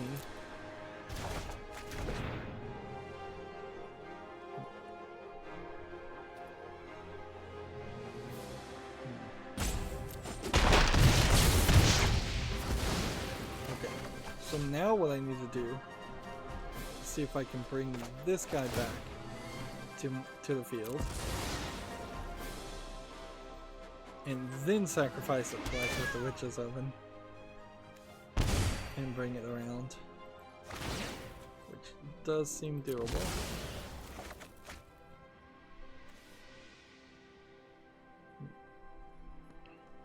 And this is excellent that this is letting me bring it back to the field.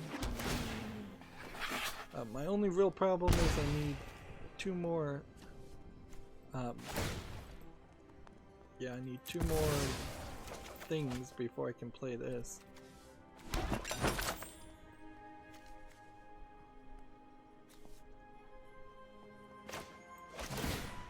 And I need to kill one of these guys.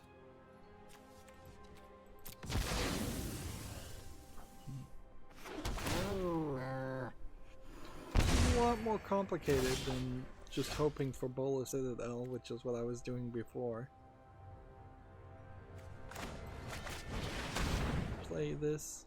And I guess we'll just go ahead and put this on the field too.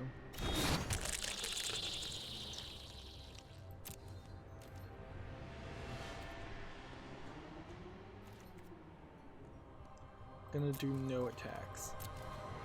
Gamatsu has an article here. Square Enix announces its PAX East 2020 lineup events. Final Fantasy VII Remake, Final Fantasy 14 Online, and Outriders seem to be the things that they'll be showing off. We are in this weird position where a lot of things are getting canceled for events like PAX East. And we haven't heard too many cancellations of E3 yet, but I wouldn't be surprised if we start to hear some of that because of the coronavirus also. So some people are making announcements for things, some people are canceling things. It would be kind of crazy, but it would be kind of a nice excuse too to cancel all of E3, but the ESW can't. The ESA can't get away with that. They wouldn't have enough money to continue running if E3 got canceled for 1 year, as far as I can figure.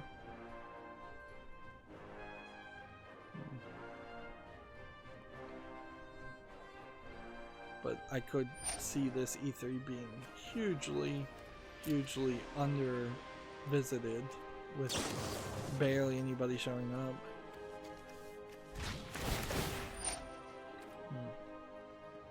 Okay, resolve.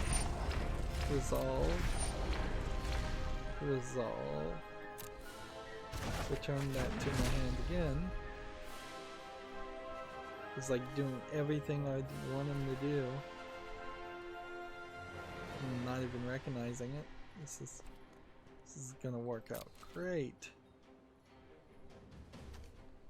So you block here, you block here,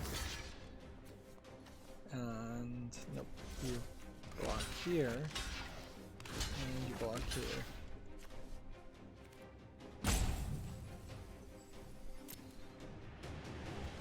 Then in this case, we sacrifice that. Yeah, we gotta sacrifice that one. Otherwise, we won't get food. And at that point, he decided just to quit. Which, in all fairness, he should have done several turns ago. Save us all the time. We are getting victories, though. I can't deny that.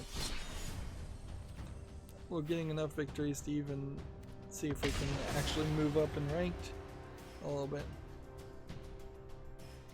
Gamatsu has an article here for the PS4. The romance visual novels Hutch, Kiss, Kiss Bell, and Kiss Auto are coming via the Kiss trilogy on June 25th in Japan.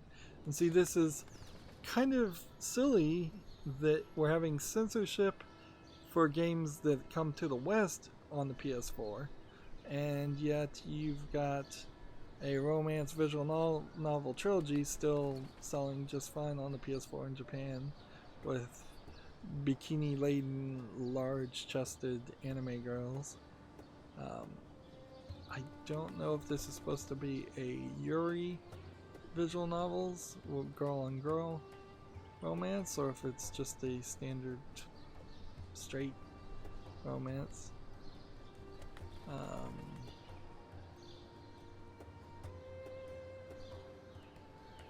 think they would call it a Yuri game if it wasn't. If it was, so more than likely you play as a male character who's just unseen and get your choice, or maybe you don't have to even pick between the girls on the cover. Let's see. Alright, same old strategy. It's gonna be so incredibly boring. I'm gonna have to at some point duplicate a deck, have a fun deck, and have a win deck, and try and alternate between the two. This is gonna get incredibly dull.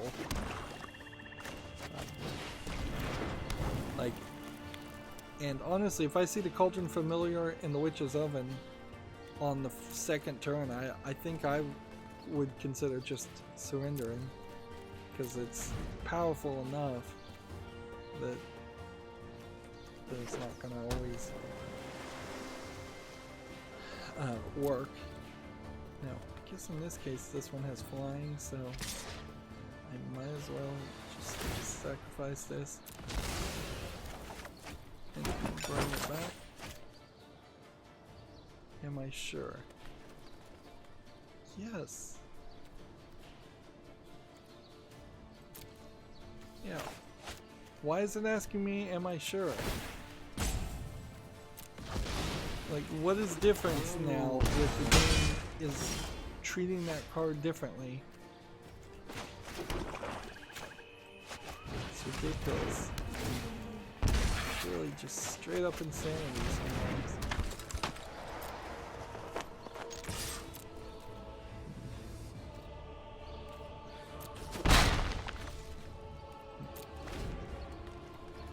Next we have a game on Steam here called Swordbreaker Back to the Castle, which looks like it might be something. Maybe. It's a little bit of polish here. I mean, it's certainly no Witcher 3 by any means. Is this a single player game though? $7.19, single player, only English and Russian, which is slightly suspicious. 64% positive. Let's see if we can get a review. No. I'm gonna be generous on this one and put it on the follow list. It's probably just an asset flip adventure game, but even at that, an asset flip adventure game is not something that you typically see. A Witcher clone, for as successful as The Witcher 3 was, there's actually very few Witcher 3 attempts or clones of Witcher 3, because what made The Witcher 3 successful was the fact that it was this huge open world game with a very long story, and those are two things that most people don't want to try and make if they're trying to make a game on the cheap. And asset flips often try to make their games look like they're huge open world experiences, but they really aren't. I missed out on an opportunity to use this, and I'm going to use this now to avoid doing that again. Just going to be a mistake. I'm sure. So we're going to attack here with that one. So he's either got to let me attack, or he kills me and then I get a flying creature. Next we have a game on Steam called Ultimate Zombie Defense, which frankly any game with zombie in the name is probably a low effort asset flip game. This looks like this one's a top-down twin stick shooter in dark, with dark screenshot syndrome. Seems like there really is just like one street area, and you can build some traps and some fences and different weapons against them. Basically a tower defense game. $3.99, a bunch of languages. Yeah. If I wanted to play a tower defense game where I was fighting zombies, it is almost like a hardcore Plants vs. Zombies idea. But the screenshots are so off-putting, and it's just so dark. Yeah, I don't know how you get to that point. Well, I guess I could attack with this, but that would be a mistake. Attack with those two. And then, yeah. Honestly, a decent chance I can win with both Citadel in the next turn.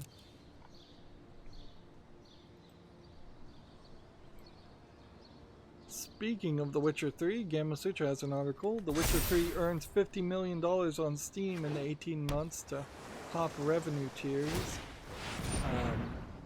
which is to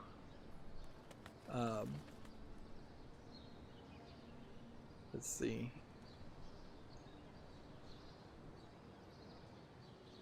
Which I guess what they mean by hop revenue tiers means they're getting a bigger cut. So he gets an 80% cut compared to the basic 30% rate offered by the marketplace. Interesting.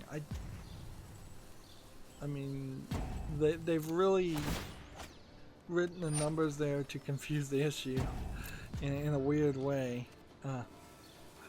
Because what they're saying is it was a 30% cut that Steam was taking by default. They made over $50 million, and Steam's rules says if you've made over $50 million, then we'll give you a 20. Will only take a Steam Valve will only take a 20% cut. But they've written it in a crazy way.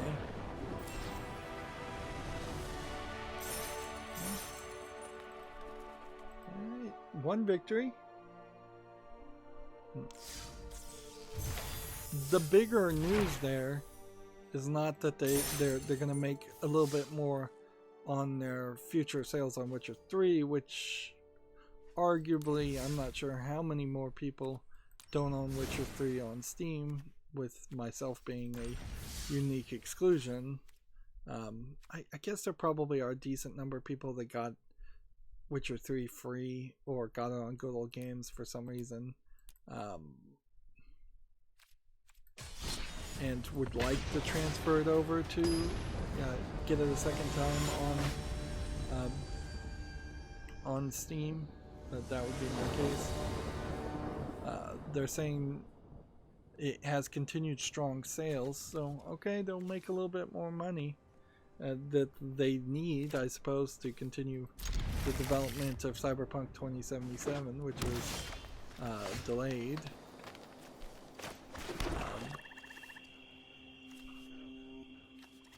Let's go ahead and play with this one since we don't actually have the other one in our hands right now. I guess you have to play it a little bit differently in that case. So yeah, The Witcher 3 is still remaining very successful. It would be kind of hard to justify going back and playing that game, but I certainly can't complain if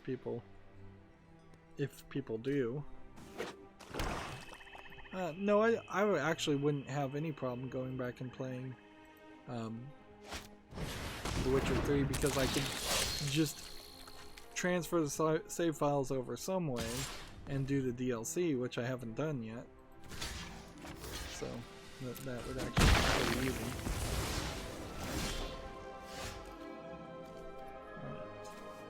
This, and this,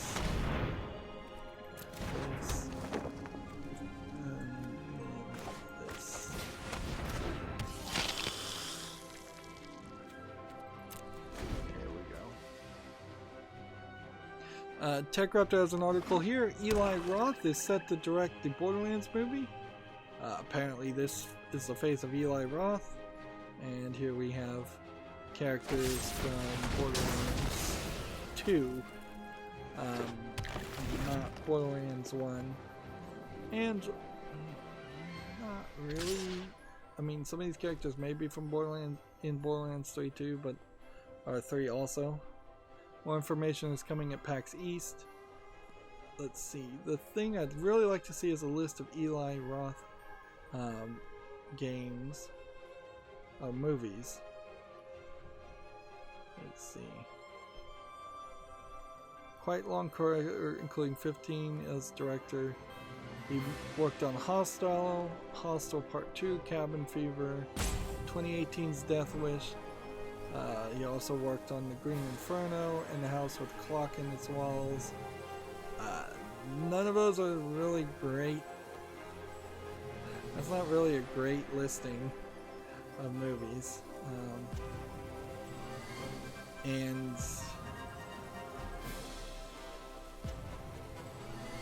yeah, he got like a thanks from Inglourious Bastards.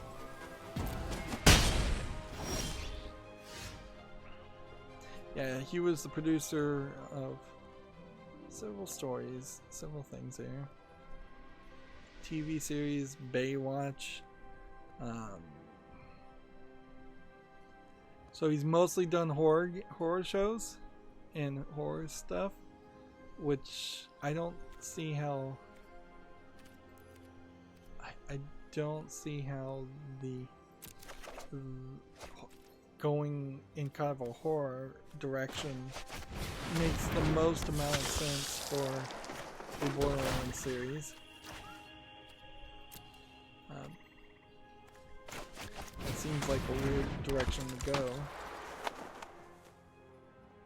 He did work on a video game as a producer called The Green Inferno Survival, which was a tie-in, I guess, to The Green Inferno.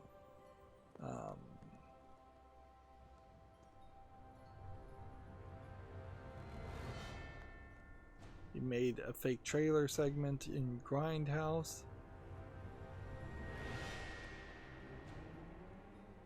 He also acted in 32 Things, which probably are just stand-in characters. He's putting himself in things. As far as directing, though, and not producing, because he's not going to be the producer, so is Randy Pitchford going to be the producer? Really? Somebody else getting in bed with Randy Pitchford is just going to be a nightmare in the first place. I assume Knock Knock is not the game named Knock Knock. Check that. Nope, it is not the game Knock Knock. So yeah, I don't really take a lot from that. I don't know what story you tell in 2 hours of the Borderlands story. If it is supposed to just be Borderlands 1, then I don't even know who the main bad guy in Borderlands 1 was. It wasn't Handsome Jack. It was like General Steel, that very forgettable female character that got stabbed by the giant monster at the end of Borderlands 1. And everything up to Borderlands 1 otherwise was mostly just fighting against a bunch of Crimson Raiders. So yeah, I don't think there's much of a story there. You're basically just going to make a action movie with the art aesthetic of Borderlands, which probably won't even look much like Borderlands once that cartoon art aesthetic is taken off, unless they're going to rotoscope and animate on top of every single character to make them look like characters from Borderlands. It is going to very quickly take a dark and gritty turn, with people who have a whole bunch of tattoos and a whole bunch of scars, that only the fact that there was a silly story and a silly animation style Borderlands eased the tension there quite a bit. Is Claptrap going to show up in a Borderlands movie? Probably. Only as an Easter egg, if I was to guess, because they should be kind of phasing out Claptrap anyways, and with the original voice actor of Claptrap not really being involved with Borderlands anymore, he probably is going to get snubbed. A lot of the other characters, maybe Borderlands 3 gave a lot more characterization to a lot of the characters, so you're going to have a kind of odd retroactive personalities put into some of the characters, like the Firehawk in particular, and Zero's not going to have any characters, certainly. I don't think you can have a movie, honestly, even for Vault Hunter, so you're going to have to boil that down to take your pick, one of those persons, and it's probably going to be the Firehawk, if I was to guess. So yeah, I don't know what you do there. Also, once you start boiling down Borderlands into a movie, it becomes just a boss rush, or you skip over all the bosses and then it becomes a very simplistic main storyline quest of getting the vault keys and opening the vault. So yeah, the first 3/4 of the movie will be getting vault keys, and then the last quarter of the movie will be a potentially 20-minute long fight with the monster in the vault. Unless they do something weird and bring in Handsome Jack retroactively and earlier than he should be in the story. And if you're gonna, you have to kind of think about what the sequel would be in this scenario, and the sequel kind of has to be Handsome Jack again. So you have to then either tell 3 more movies worth of story for Borderlands 2, Borderlands 3, and Borderlands the pre-sequel, or you have to boil that all down. And you're certainly not going to touch upon any of the DLC. You're going to have to eliminate a lot of characters. Tiny Tina very possibly going to show up for just a brief Easter egg, and that's it. Mr. Shank probably not showing up in the movie. And it's definitely very questionable who's going to watch a Borderlands movie, and what are you going to get out of watching a Borderlands movie? Is it just going to make you feel like you want to go back and play Borderlands 1 again? That kind of doesn't work, because then people would stop playing Borderlands 3. Maybe people have already stopped playing Borderlands 3, but it's not going to be helpful, certainly. There's enough Borderlands video games out there to keep everyone satisfied. Expanding into a movie just because it's successful is not a good idea. In fact, for the Borderlands series, it is the worst example of doing that. At least in the cases of the Tomb Raider series. Tomb Raider is a simplistic platforming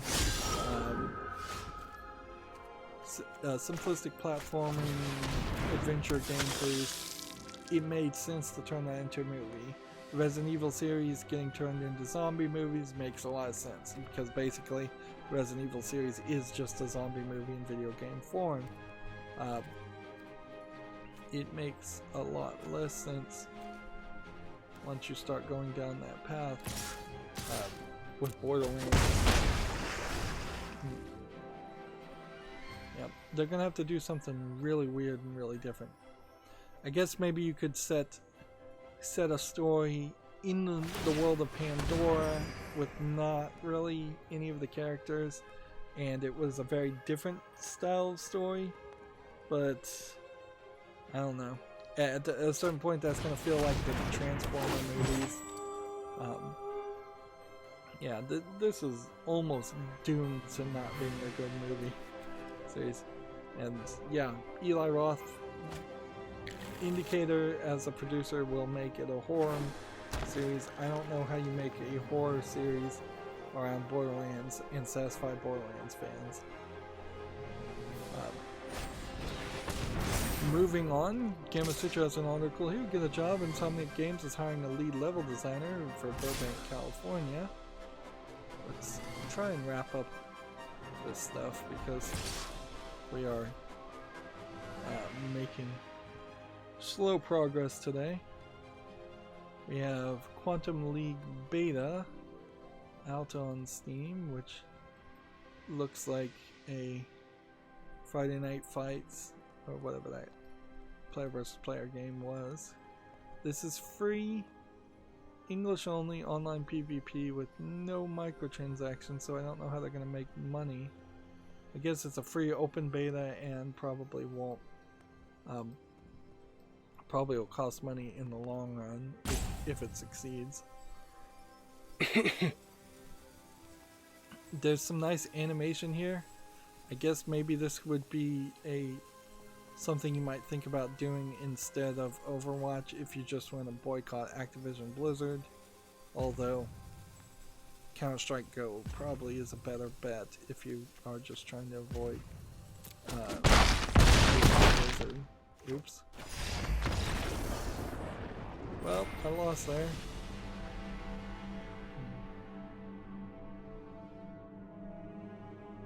This Quantum League and the idea of being in time loops doesn't make a lot of sense.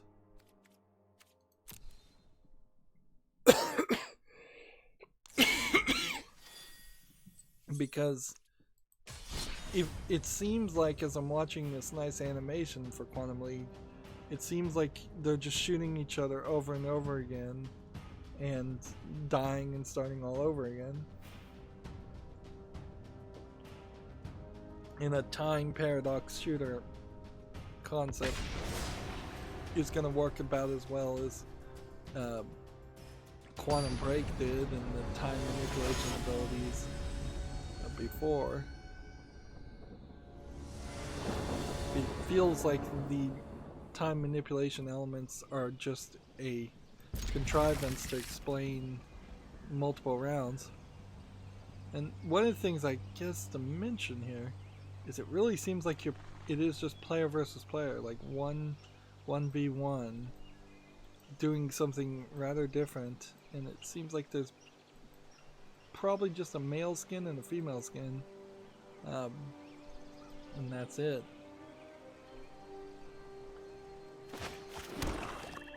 So yeah, if that beta in that game became super popular, it might succeed. I would venture to guess it isn't going to be popular enough to gain a player base like most player versus player games. It probably doesn't have enough funding behind it and enough advertising to win people over. And I'm not sure there's too many people that really want an Overwatch alternative. Overwatch was pretty popular when it first came out, but then it hit a high saturation point pretty quickly. And I wouldn't be surprised if it's just been losing players month on month for the past year. Moving on, Gamma Sutra has an article here for GDC 2020 plans for a successful and safe event. I'm not going to bother to read this since I'm not going to GDC, but it's probably worth reading if you were going to GDC. Decent chance that what they call safe is emotionally safe more than anything else, and it's talking about rules of how you have to act in like flaming SJW stuff, if I was to guess, more than just, you know, don't bring weapons to the event. Most of these events perfectly fine, and the only thing that's a big risk that people are concerned about is getting sick from the coronavirus or otherwise, and people have always been at high risk of getting sick from events. But yeah, we really don't have made up stories or even real stories of people going to events and things happening.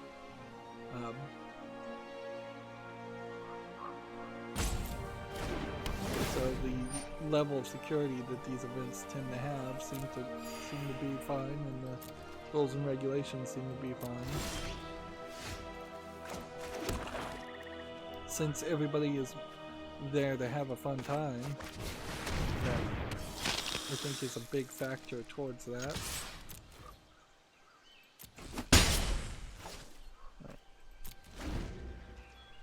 Next we have a game on Steam called Creepy Tale, which looks to me like it's a point-and-click adventure with a brownish, darkish art style to it. It's $3.99, which is cheap enough for me to put it on the follow list. A bunch of languages, 13 achievements. It's probably a very short point-and-click adventure. If I was to guess, it's probably not going to get into the 5-hour range. I imagine 2, maybe 3 hours.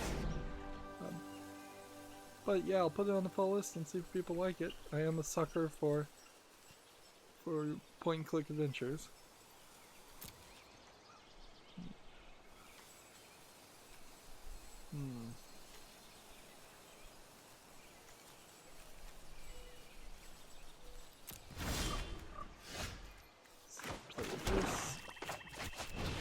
Citadel.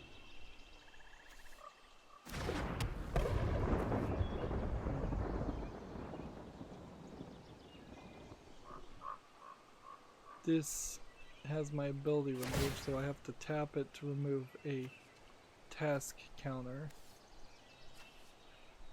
And that sucks. And I think that means the only thing I can do is this. But I don't think that's gonna matter. So we tap this several times to remove the task counters.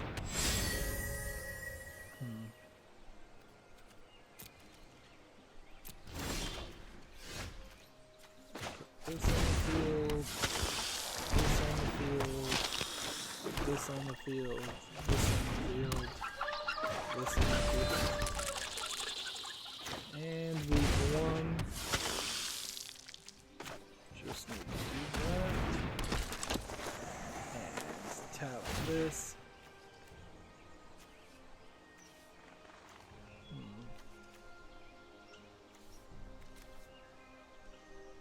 And I guess I could probably sacrifice this guy, but I don't think it would matter. So we have 1, 2, 3, 4, 5, 6, and then 10. We're 3 short. That's all it's gonna take.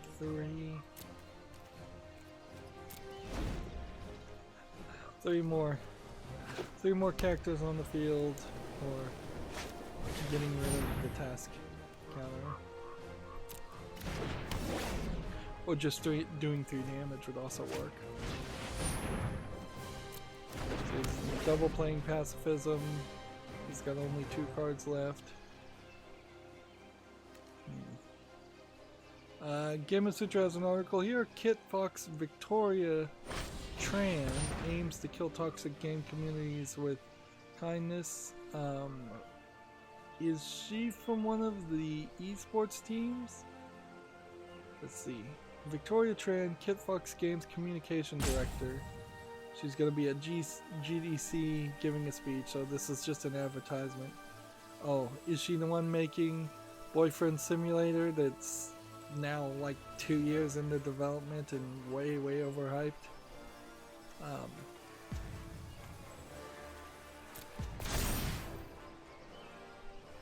I think if you did a deep evaluation, you can't be approaching an issue honestly to start off by calling your game community toxic, and then expecting to succeed by killing it with well, killing your community is the wrong phrase too, or curing your community should be the right phrase, with kindness.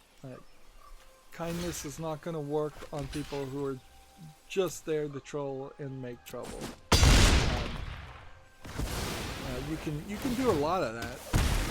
Don't get me wrong. It is my default response to a lot of people to a lot of people that come off hostile, but it won't work all the time, every time. It's not a cure-all. So we need to tap this one more time. Do I want to play this?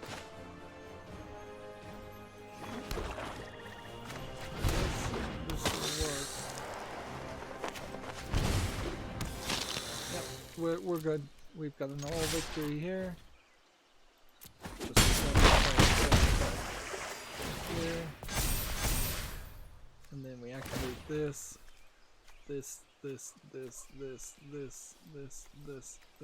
and this.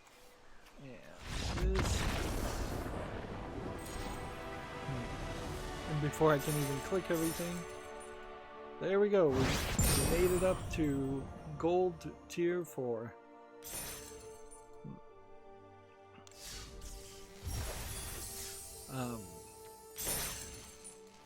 And if Kit Fox is the community manager of Boyfriend Simulator, that's like a single player game, so the community you're talking about is your forum and people who are hyped about your game. Yeah, Boyfriend Dungeon is the name of it. She does seem to have a degree in sociology, which somewhat makes her qualified, depending on where she got the degree and how realistic and valid that degree is. I wouldn't be surprised though if it isn't much of an accreditation as you would think, because getting college degrees these days are pretty useless, and I have certainly met plenty of people who've gotten bachelor's, master's, and even PhDs in certain fields, and they're still complete idiots. There's a big difference in some people from being able to study and pass tests and being able to actually implement the knowledge that they allegedly learned.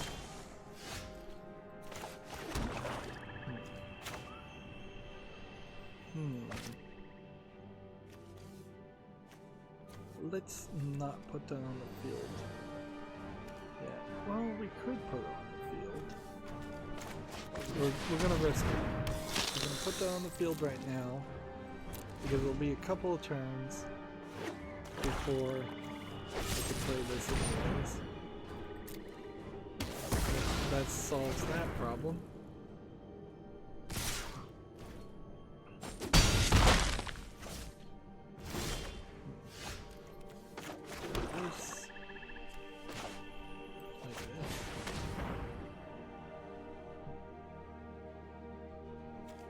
Next, we have a game on Steam called First Contact, which looks like it is a kind of MS Paint, low-effort puzzle game around the theme of making first contact with aliens, I guess.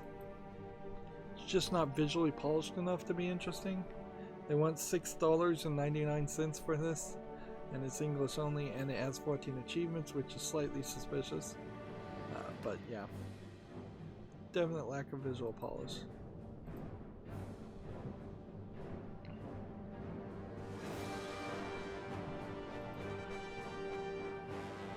Let's see.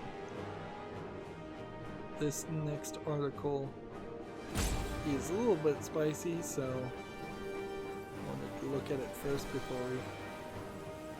before we show it off. Red Dead Redemption has gotten a hot coffee mod, and Take-Two, once it's gone, it apparently breaks the code of conduct. So, in that same aspect, I don't know if it's actually called the hot coffee mod or not for Red Dead Redemption. A mod that changes the game drastically enough that there are sex. You can simulate a sex scene, and without the video playing, that was an ad playing. Yeah, you can see here. They seem like they're mostly fully clothed, at least in what's being shown here. But I imagine there's some other mod out there that would resolve that issue too. There we go. But wasn't there already in the brothels, wasn't there already nudity in Red Dead Redemption?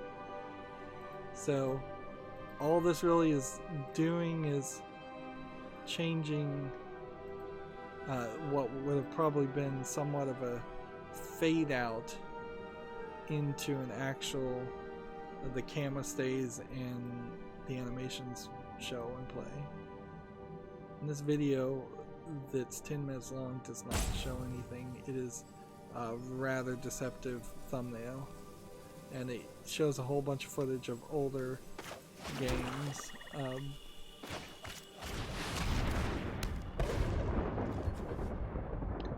So yeah.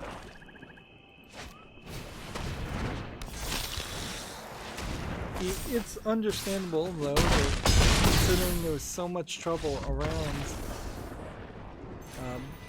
around the hot coffee mod, it is totally understandable that Take-Two Interactive would not want another hot coffee mod to get talked about, because it will just remind people of that whole incident before. And frankly, the response there was wrong, because it would have been a different time certainly, but the right response for the hot coffee mod when it first came out would have been to say that the content that you're seeing and the way you're seeing it was put in by a person unaffiliated with us who I guess maybe at that time you might even say illegally modified our software. Is this the pet? Yeah. And then you could kind of be a little bit generous in your response and say, well, we appreciate the enthusiasm and the creativity of this unaffiliated person. We are in no way endorsing or authorizing or allowed this to happen. Part of the problem with the hot coffee mod is story was it was, I think, inaccurately reported that those that the parts or all of the aspects were in the game by default and hidden and not completely removed. So it was harder to make that argument, although they probably should have just made that argument anyways, even if it wasn't true. Is this indestructible? No, but it does have first strike. That has first strike too, and that has first strike, so no problem. So I'm gonna end up dying very quickly here.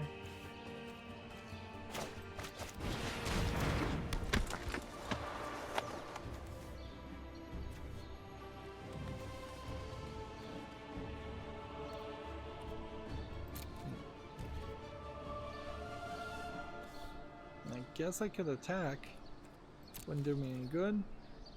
Moving on, Gamma Sutra has an article here. Around 20 employees have been laid off at the mobile studio Kixeye. Never heard of it. Let's see. They made an MMO product called Kingdom Maker. Yeah. They made War Commander, Battle Pirates, Vega Conflict, and War Commander Rogue Assault. When you have 4 games and all the names are completely forgettable and unrecognizable amongst any thousands of clones, that's a problem. Unsurprising that they would be doing bad. Next we have a game on Steam here called Pixel Pile-Up Party, which looks like it's a collection of Game Boy games that at the very least are smart enough to give you a color mode. Like if you want to play a game that looks like it's in Game Boy, that should be a mode, not the default.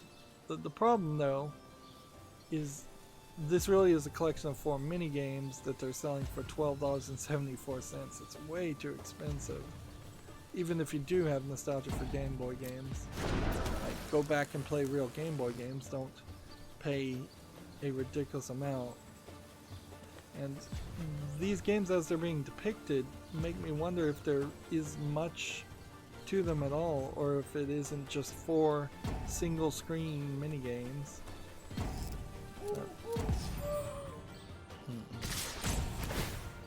Yeah. So, just way too expensive. Let's just leave it at that. That's all about that. Gamma Sutra has an article here. Scottish studio Tag Games will expand its workforce by 50% in 2020, which they could have 1 employee or 2 employees and be planning on hiring 1 more. They probably do have more people looking at what they made though. They made Pocket Mortys, which is the Adult Swim game, CSR2, Angry Birds Action, and Prison Architect Mobile. So there's some recognizable things there. It says Flying in Haste, and it would save me a little bit of damage.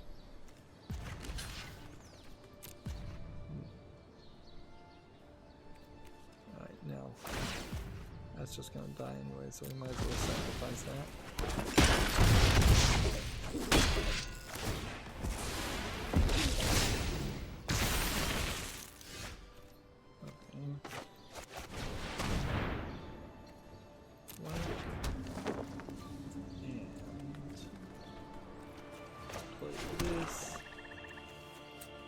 Sacrifice food.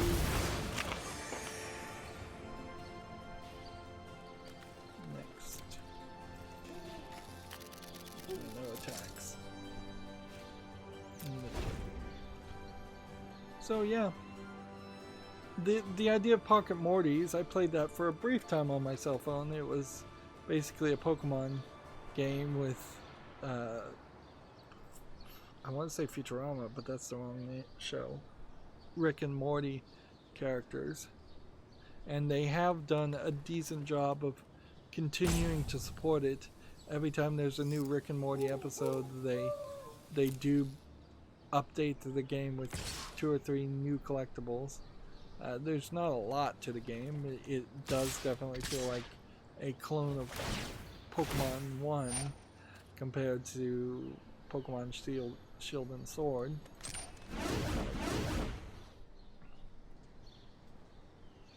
Alright, well this guy's first strike. This guy's gonna get stronger. Still doesn't have first strike. Alright. So block this guy. I can't block this guy. So I have to block this guy. So then it tells me I have to sacrifice this. Which tells me I should have sacrificed that earlier.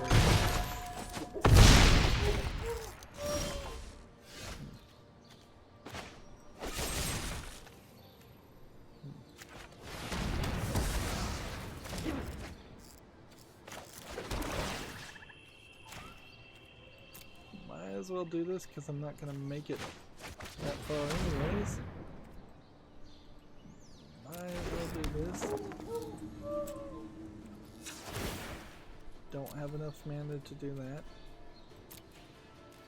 No attacks in turn, let him win.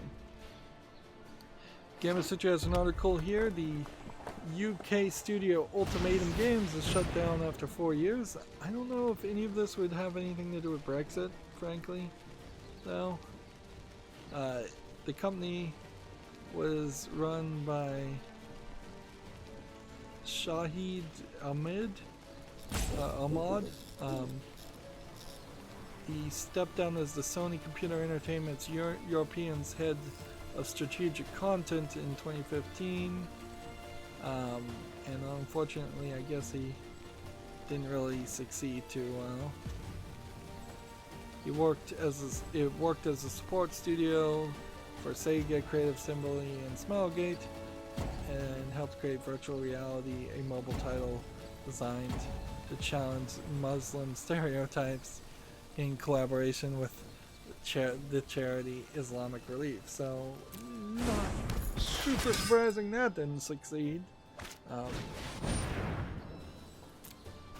Because that is extremely niche as far as a video game to make.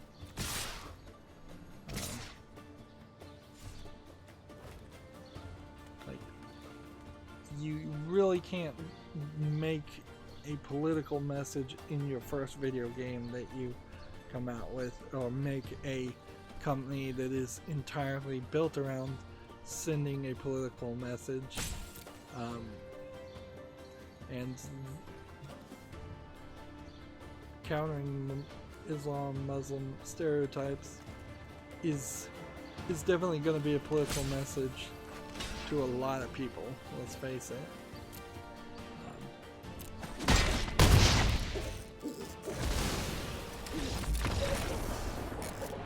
Whereas, had he run a company like the developer of Children of Morta, that's a Islamic company, for lack of a better description, in an Islamic country, and they just made a good game, and Children of Morta was well received.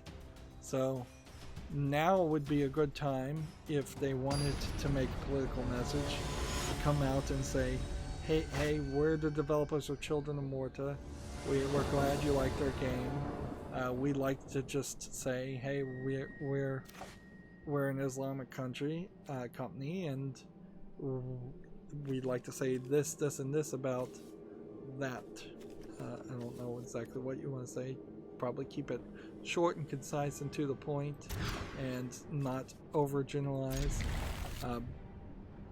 because any inaccuracy or any generalization is going to just be rejected by the people that you might be trying to win to your side. And you're going to have a level of honesty in the things you say also, and not try and glance over or propagandize the situation.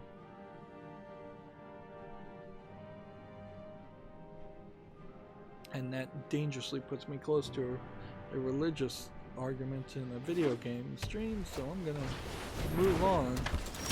We have a game on Steam called Nonogram Animal Griddlers. I curated a lot of the games today, but I left this on just to say, yeah, we're still getting bad games and anagram games. $4.99, English only. Not something that's going to make it to the follow list, obviously.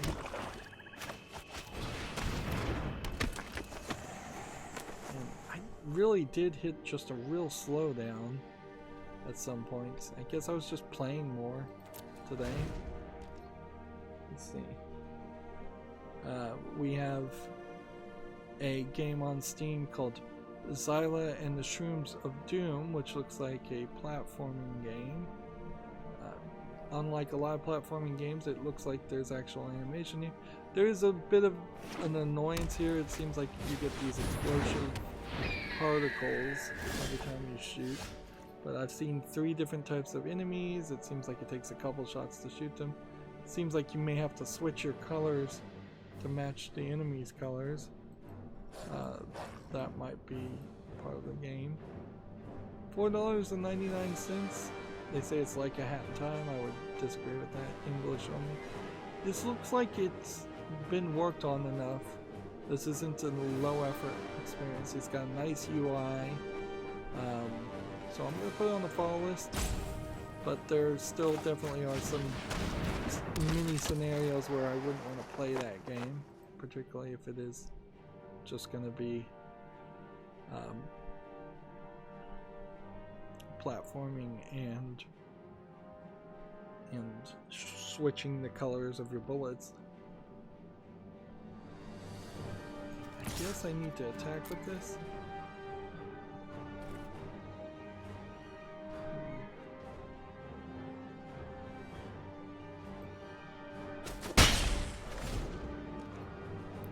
Next we have a game on Steam called Mini Transport, which looks like a transport pattern simulator game. Maybe a strategy game too. It's not visually interesting with just a bunch of lines and circles. It's 99 cents, English and Chinese. Yeah, basically a low effort Chinese game. If I could just get one more swamp, should be alright. Well, I guess we'll go ahead and attack with these two.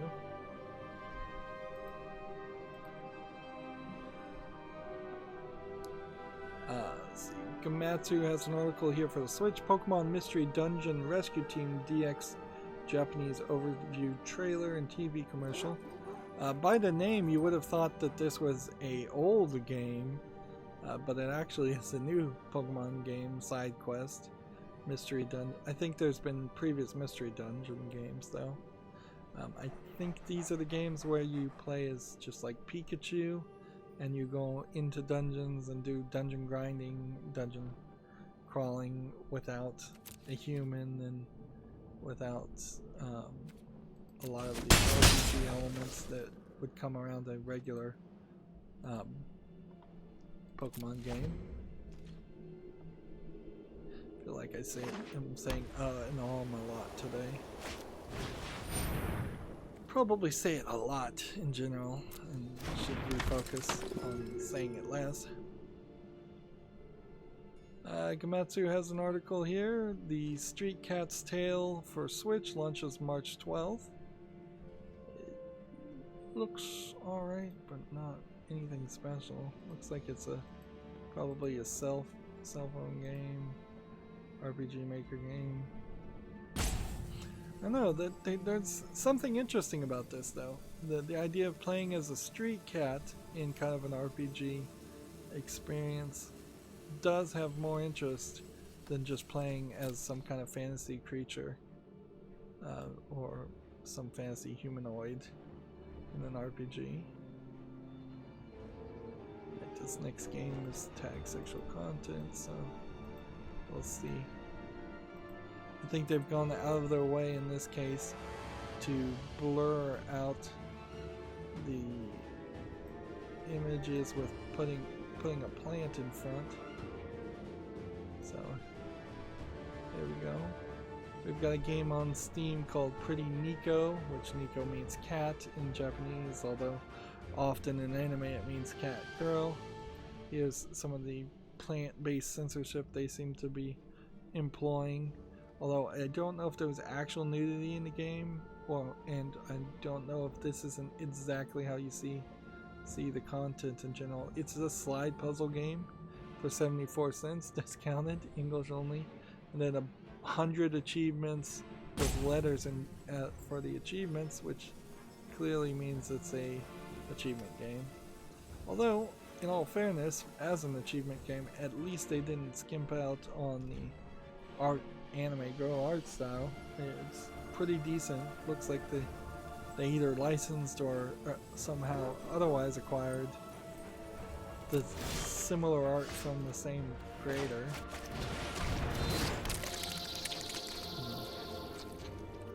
So I just have to keep on attacking here, I guess.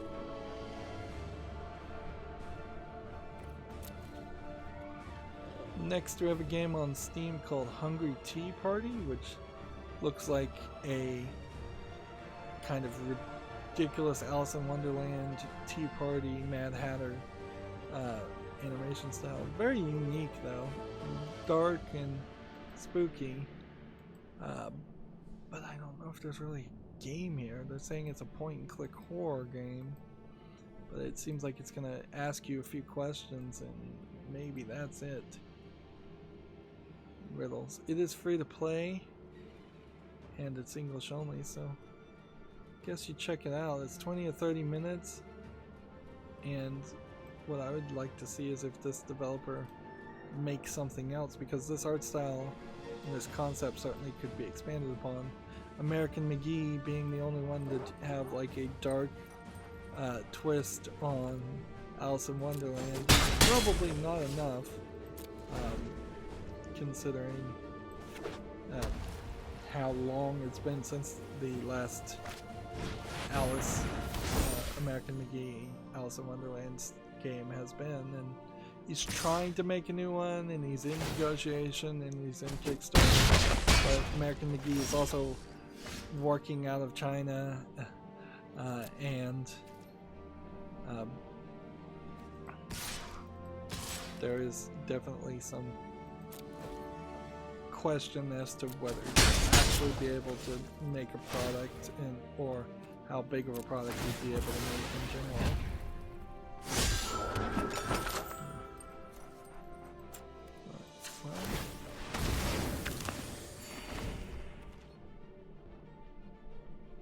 I can kind of save the day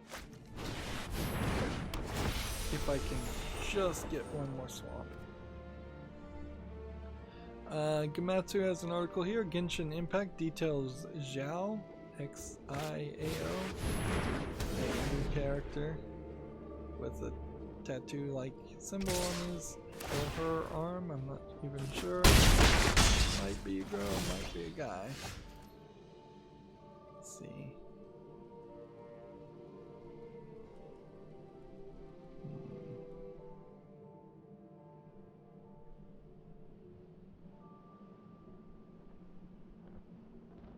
Genshin Impact, I guess the big piece of information to take from that is coming out worldwide for the PS4, Switch, PC, iOS, and Android in 2020.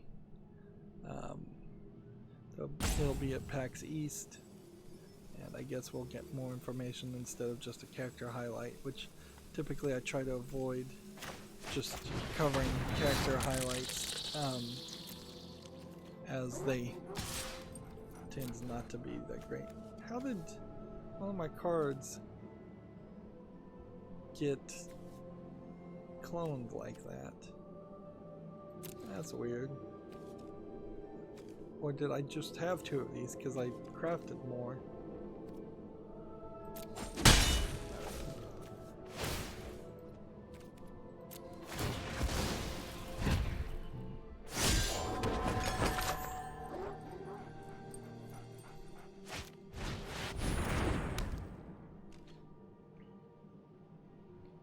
Well, I'm probably gonna lose here.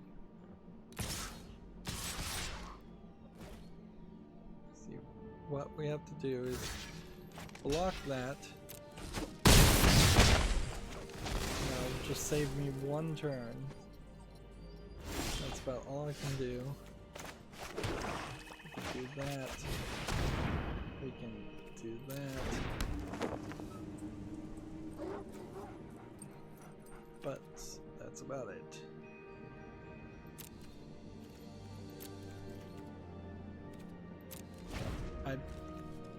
Had I eaten this food, I might have been able to stretch it out for another turn, but probably not, because he's gonna do 7 damage.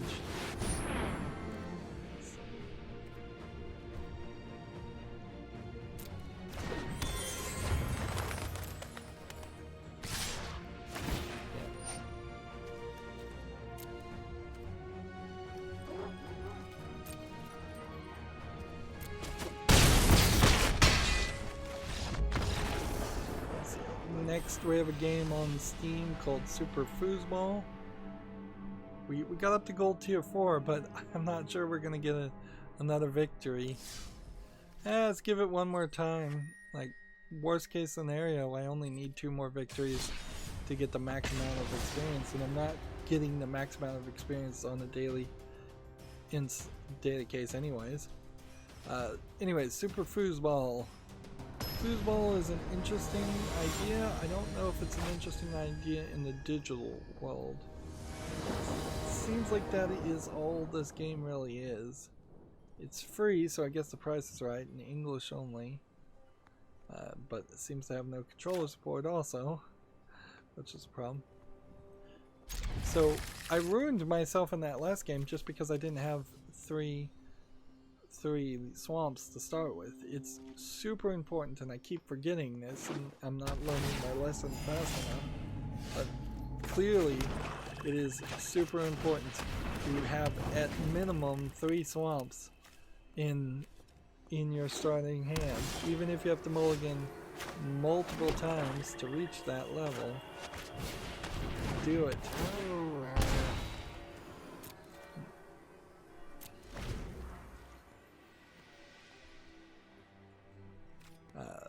Next we have a game on Steam called Maritime Hegemony, carrier travel, and then a bunch of Chinese characters, I guess.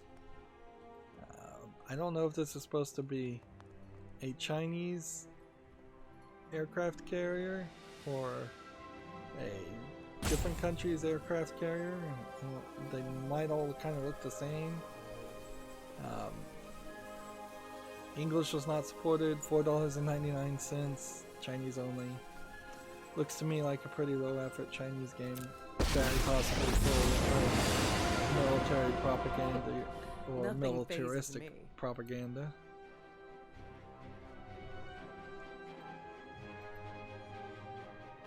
So we talked about this earlier, but OpenCritic has an article here. PlayStation, Oculus, and Facebook will be skipping out on GDC 2020.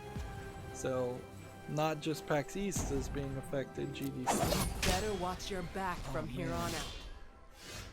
Oh, I screwed up there. That was a mistake. That was a big mistake.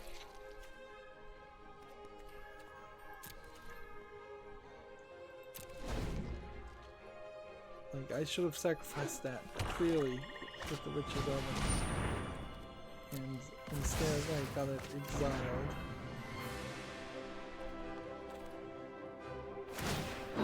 Rydo, I had guild business to attend to anyway. So it's fairly realistic and understandable that they skipped GDC though.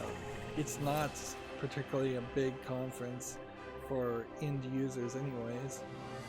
And the conversations and speeches that are given at GDC could easily be pre-recorded and just put on a YouTube channel, much like the TED Talks happen. GDC probably would be better if they had more of a TED Talk approach and style to it, where they scheduled a person to give a speech, and then they had like a one-day event where multiple people gave speech at one small theater venue. They could potentially have only like 100 people sitting in it, and frankly the audience might as well be a fake audience of people not even interested. And then those pre-recorded elements and speeches get put online, and that's where the vast majority of the views would come from. And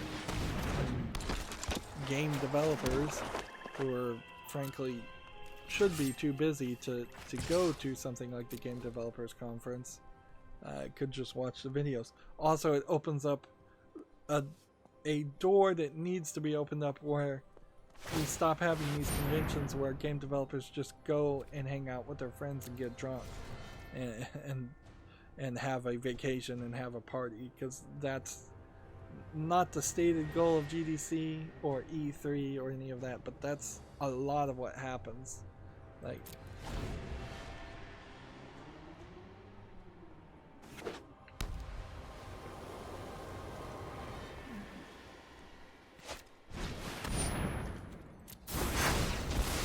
let's see, a game called The Dungeon of Nalubek, the Amulet of Chaos, is going to release for PC in the summer of 2020.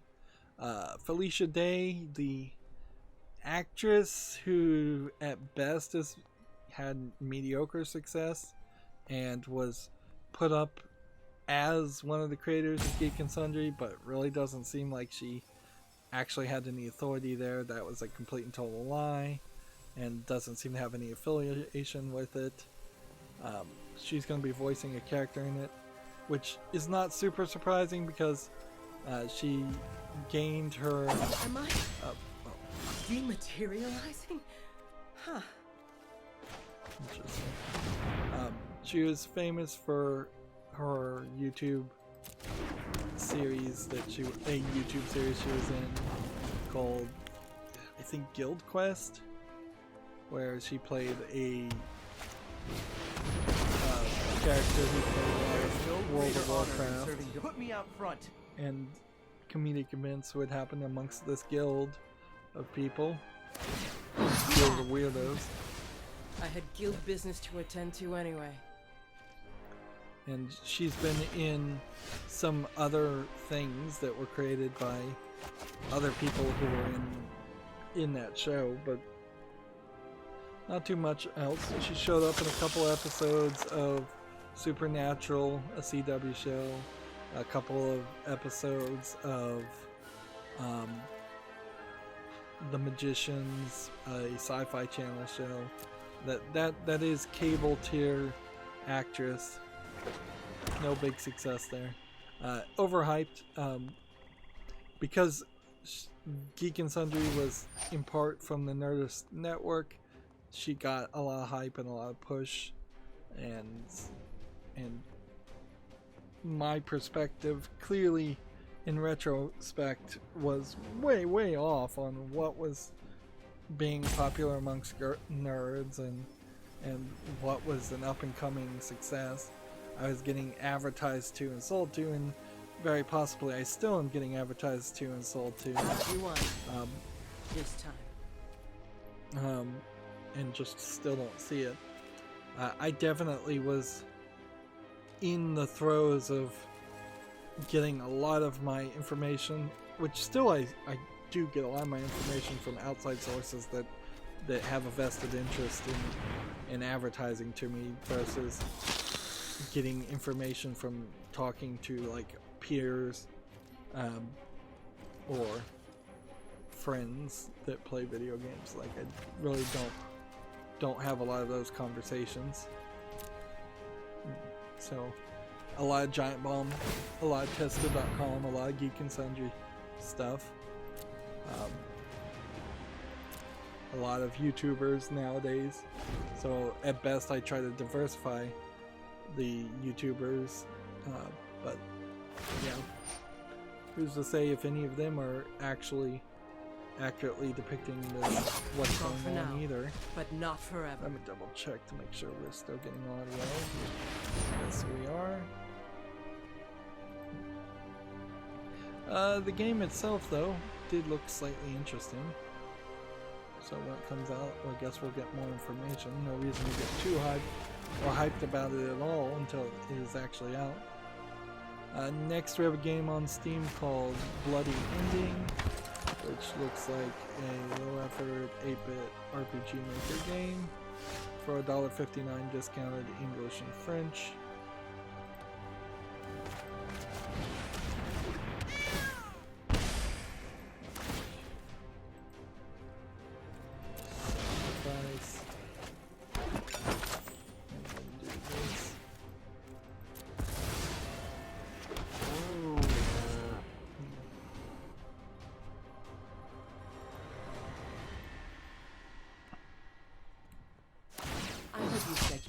I think we already talked about this, but I'll just say it again. The Scottish studio Tag Games will expand its workforce by 50% in 2020.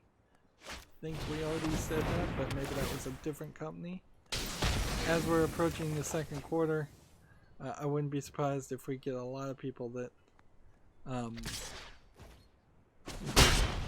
say they plan on hiring people, and we'll see if it's true or not when it happens. Gamatsu, I think, has the same story here. Sony Interactive and Facebook canceled the GDC presence over the coronavirus concerns. But also, I think it is fair to say that there probably weren't too many presentations that were going to be shown from Sony or Facebook and Oculus at GDC anyways. Typically the presentations are from individual creators and often indie creators, not big companies. Maybe GDC was trying to entice big companies, but they immediately Better lost watch them. your back from here on out. Oh, this is terrible. This is the worst. He's got a decent strategy here. Just ruin everything you're doing. Games Radar has that same story. Felicia Day lends her voice to cheeky RPG Dungeon of Nabeck. Like here is a trailer. You can skip through this. It's being made by Dear Villagers. I think I've heard that company before. But yeah, definitely kind of feels like it's a dungeon crawler and nothing else. We'll see. Let's see how well that works as a game later on.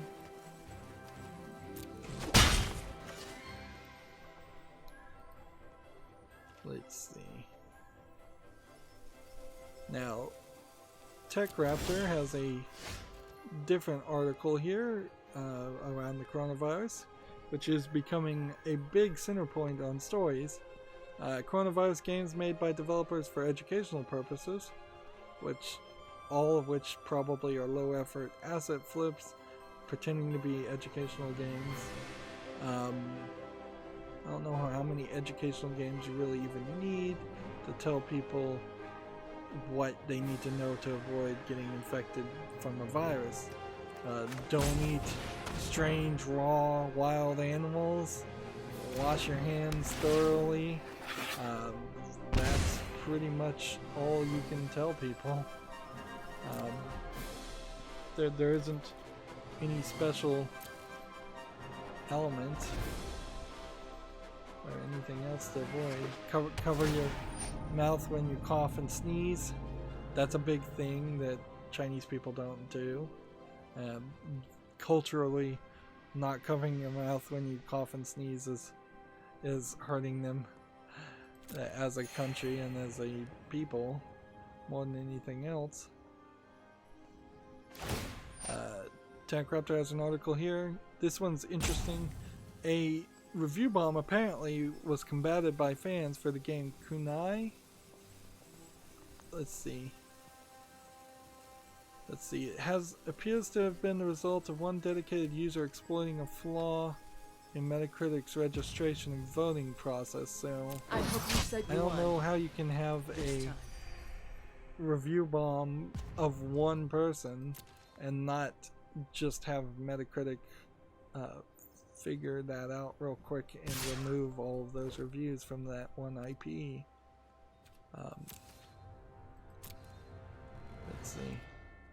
Kunai, from what I heard, was a fine game. It's rated mostly positive on Steam, has an 83 Metacritic score on Metacritic, and the top critics average of 75 on OpenCritic. The user score was at 1.7, and the company started investigating. And apparently this has been a problem that Metacritic has had for a while.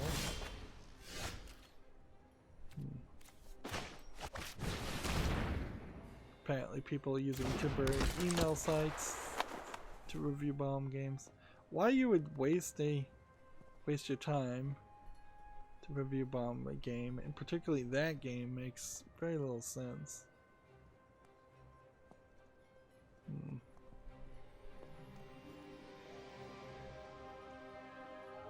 And what they seem to have done is they have gone to Twitter to tell people, and it seems like if we take TechRaptor on its face value and assume that they investigated, it seems like there was a review bomb, but it would also be very easy for people to say their game is getting review bombed and then head to Twitter and try and get people to review the game higher. And at this point, that is exactly seems to be the case, is one person may have tried to wreck the reviews, but now you're getting counter manipulation in the other direction, with people probably putting fake disingenuous 100 scores to counter 0 rating scores.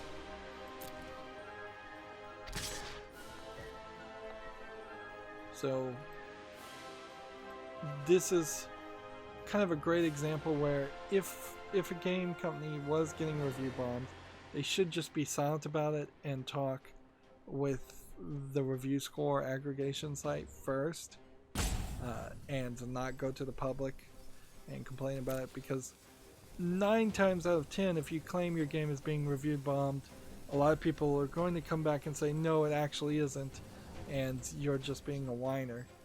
We've seen that many times as far as movies, where Star Wars movies, DC Marvel movie, mostly DC movies, are getting low reviews, and the people who made the movies are claiming that they're being review bombed when they really aren't. And it does not work well for them. Let's see. Next we have a game here called Match Solitaire, which is just free cell, or 4 columns. I guess that's not free cell. That's a different type of solitaire. It's kind of nicely polished, but it is just a solitaire game. It's $3.99, English full audio. It says it has 1,000 levels, which is probably not enough for that type of game. It should be kind of a random generator, infinite number of levels. Way more than 1,000. Even if they're the first 1,000 are curated, you should be able to randomize it later. Yep, nothing there. Speaking of Batman, since that's what I'm playing, Arkham Asylum, the logo for WB's Montreal Batman game may have been leaked due to a selfie. So, yeah, they're working on a new Batman game. It's Arkham Origins.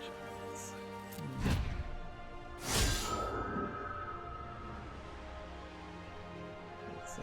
There's questions about the chronology of this new game and how it ties into the Rocksteady's original series, considering how WB previously worked on the prequel Arkham Origins. But you get a decent amount of origin backstory in Arkham Asylum itself.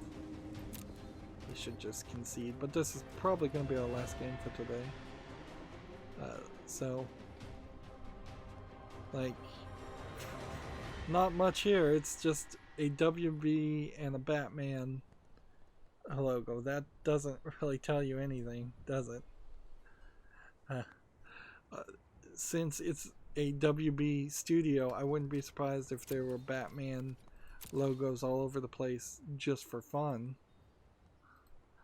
That's hardly an informative link. Next, we have a game on Steam called Bob Wants to Go Home, which is a low-effort RPG game, RPG Maker game. We still got a lot of these. $1.49 discounted, English only. Yeah, might as well just see. This is taking forever. What's crazy is he's done everything to exile and destroy all of my cards, but he's not really done too much to do damage to me. So, yeah. Probably should just auto pass. Now he's got me down to 10. If I had gotten Bolas Citadel at that point, maybe I could have won, but probably not even then. Next we have a game on Steam called Blindy 2 Dolls Factory, not to be confused with the game series Bindi, which is actually kind of good. This is clearly a dark screenshot syndrome, low effort. I don't even know if you call this an asset flip or if it's just really, really bad 3D modeling.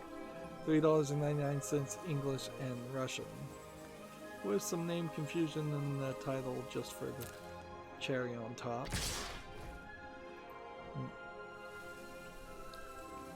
TechRaptor has an article, Tony Hawk's Pro Skater documentary Pretending I'm a Superman is coming soon. I don't know how many people who aren't into skating are going to want to watch that, and if you're a video gamer, I don't know how much of a documentary or informative bits of information you can get from the Tony Hawk series of games and the development of the Tony Hawk series of games, when more than likely they're kind of cheaply made, designed to sell a soundtrack and designed to sell to skater fans more than anything else. And a lot of advertisement built into skater games. Next we have a game on Steam called Shining Song Star Nova Idol Empire. That's a mouthful to say the least. It looks like it probably is a Chinese visual novel, if I was to guess, or some kind of weird simulation RPG game. It's $13.49 discounted, and it's English only, which is weird. But yeah, just way too much stuff here, and not visually attractive stuff. Oh.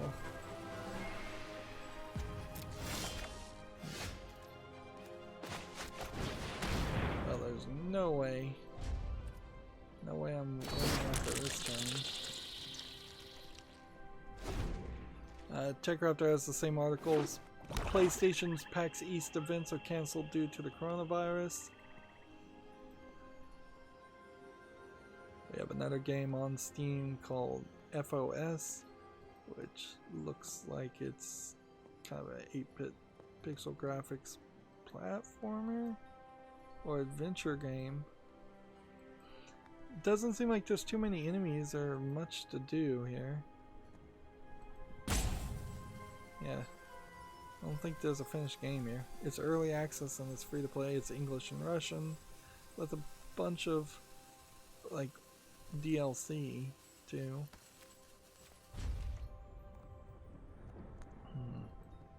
Almost done, and if there are any more games that came out while we were streaming, that's fine. We'll leave that for Monday. See, the crazy thing here is somehow he's not attacking. I don't know why he's not bothering to attack.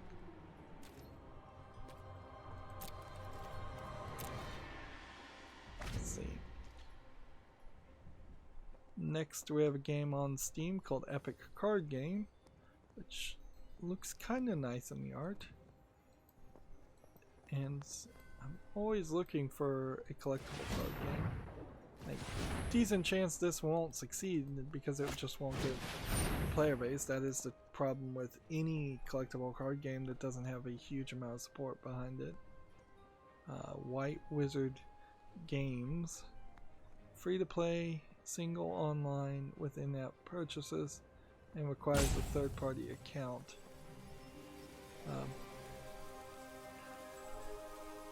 We'll put this on the follow list and keep an eye on it, and it's mostly positive right now.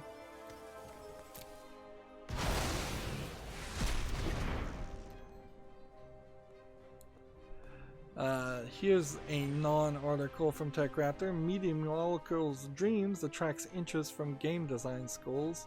No duh. Schools would be interested in just about anything, but the idea of having any kind of class where you teach people how to make games using dreams is insane. And trying to make a game inside of dreams is insane.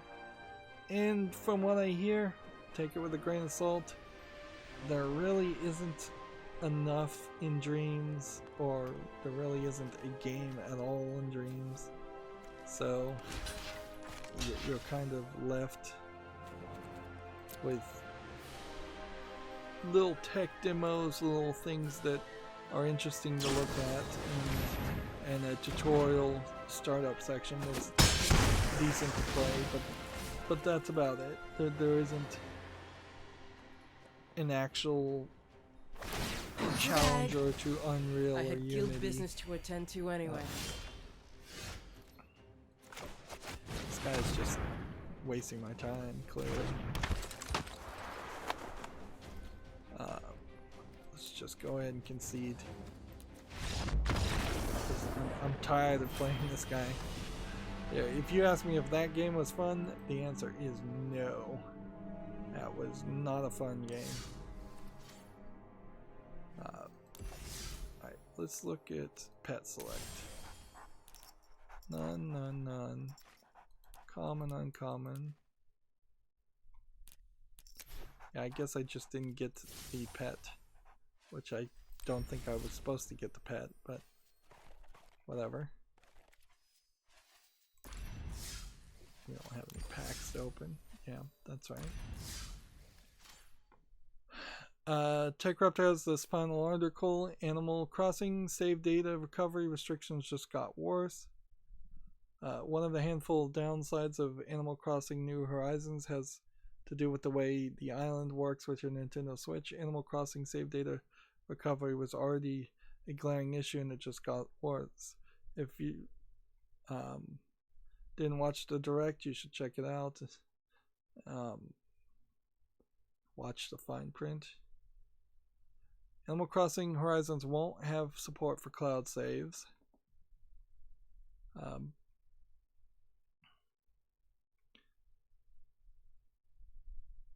And the frequently asked questions. In case of a defective or lost console, Nintendo Switch Online members can only have save data recovered one time due to the loss of the damaged system. Only once. That is ridiculous. Yeah, Nintendo does not know how to do consoles anymore. They really should just drop out of making consoles and just make games. Like their little console ideas are cool, but the back end, I suppose Nintendo could partner with like Microsoft and run some custom version of Windows on their hardware, and then they don't have to run any of the services, and then everything can just be Xbox Live Arcade even on a Nintendo Switch, and you would have a much better scenario there. Alright, so here's that game I skipped. Seal Fledge, a daughter raising simulator. From what I've seen before, it's not always just a daughter raising simulator. It seems they have a bit of a mini game and kind of a weird visual novel story it's telling, which would be kind of typical for a daughter raising simulator. But here you're seeing she's getting items and she's going to different places, all over the place. And then you've got some visual novel conversations, and then you've got some kind of almost RPG dungeon encounters.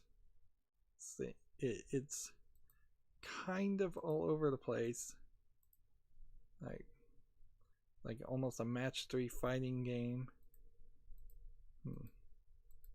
So there's definitely a lot here, and it's already on my following list. It's $17.99 discounted, bunch of languages, 49 achievements. Is quite a lot, but not an insane amount. I don't particularly like the animation style. Feels a little flat. Feels like you're not seeing a lot of characters anyways. And sometimes, here's a great example, the camera's just zoomed out too much for no reason.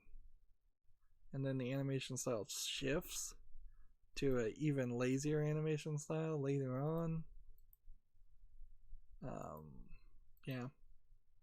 So there's kind of some glaring flaws that shouldn't be there if you're going to make a game and call it a daughter raising simulator, considering how there are at least half a dozen child raising simulator games out there that already exist. The Princess Maker series in particular, but also a couple others. TechRaptor has a review for it, for the game, and I wanted to look at it in general before we look at the review. Let's see what they gave it. They gave it a 6.0, below average of 7.5. Seal Fledge, a dollar raising simulator, breaks new ground with its combination of game systems, but hiding critical information from the player is a real drag in the long game. Pros are innovative combat systems, plenty of replayability, vibrant characters with depth, catchy and energetic. Music. Cons are hidden jobs and training waste time, a lack of in-game information, and stat loss greatly hinders progress. Some of those elements probably are in the early Princess Maker games too. There definitely were things you could do and you didn't really realize they were affecting your stats. And they were kind of implemented in the Princess Maker series, in particular, so that you have to play the game multiple times. And that is kind of the problem with a child raising simulator in general, is that if you want to see all the different endings, you are going to play it much like a visual novel and have to play it multiple times and make save states all over the place. TechRaptor also has this article, 11 Things I'd Like to See in Seal Fledge.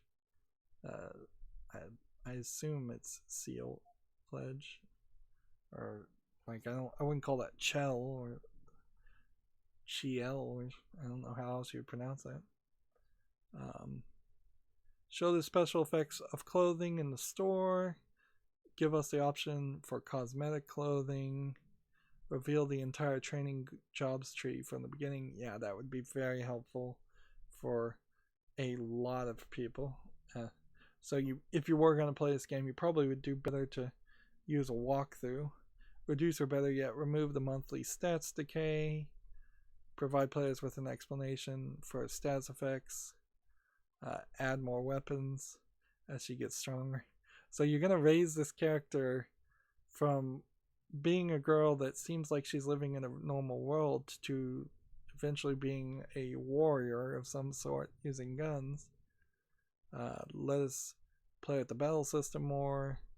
Release a standalone soundtrack. Add a dash of more romance.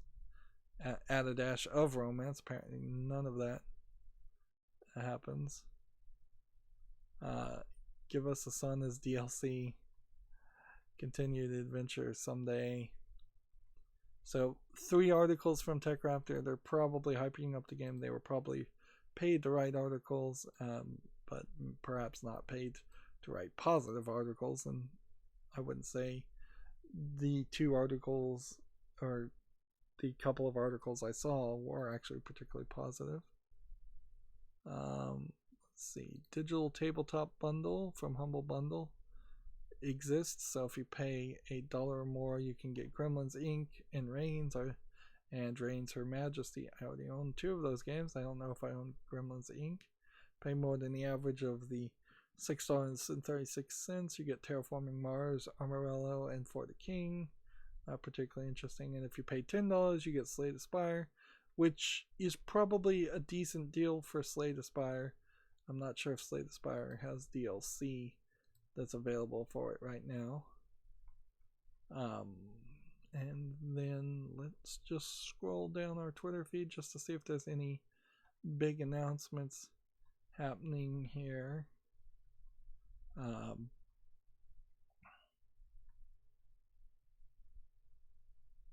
Let's see if there's anything of interest. Tim hits 500,000 sales while still being in early access. Interesting. Ruiner is coming to Switch. Not that interesting. There's a game called Anime Girls Loot Box Simulator that came out on Steam. Very not interesting. PAX East next week, they're going to be Double Fine is going to be showing off some games such as Knights and Bikes, demo for Psychonauts 2 and Samurai Gun 2. And don't recognize Samurai Gun 2. The HTC Vive Cosmos expands with more choices for VR headsets. So the Vive is making more VR headsets or something.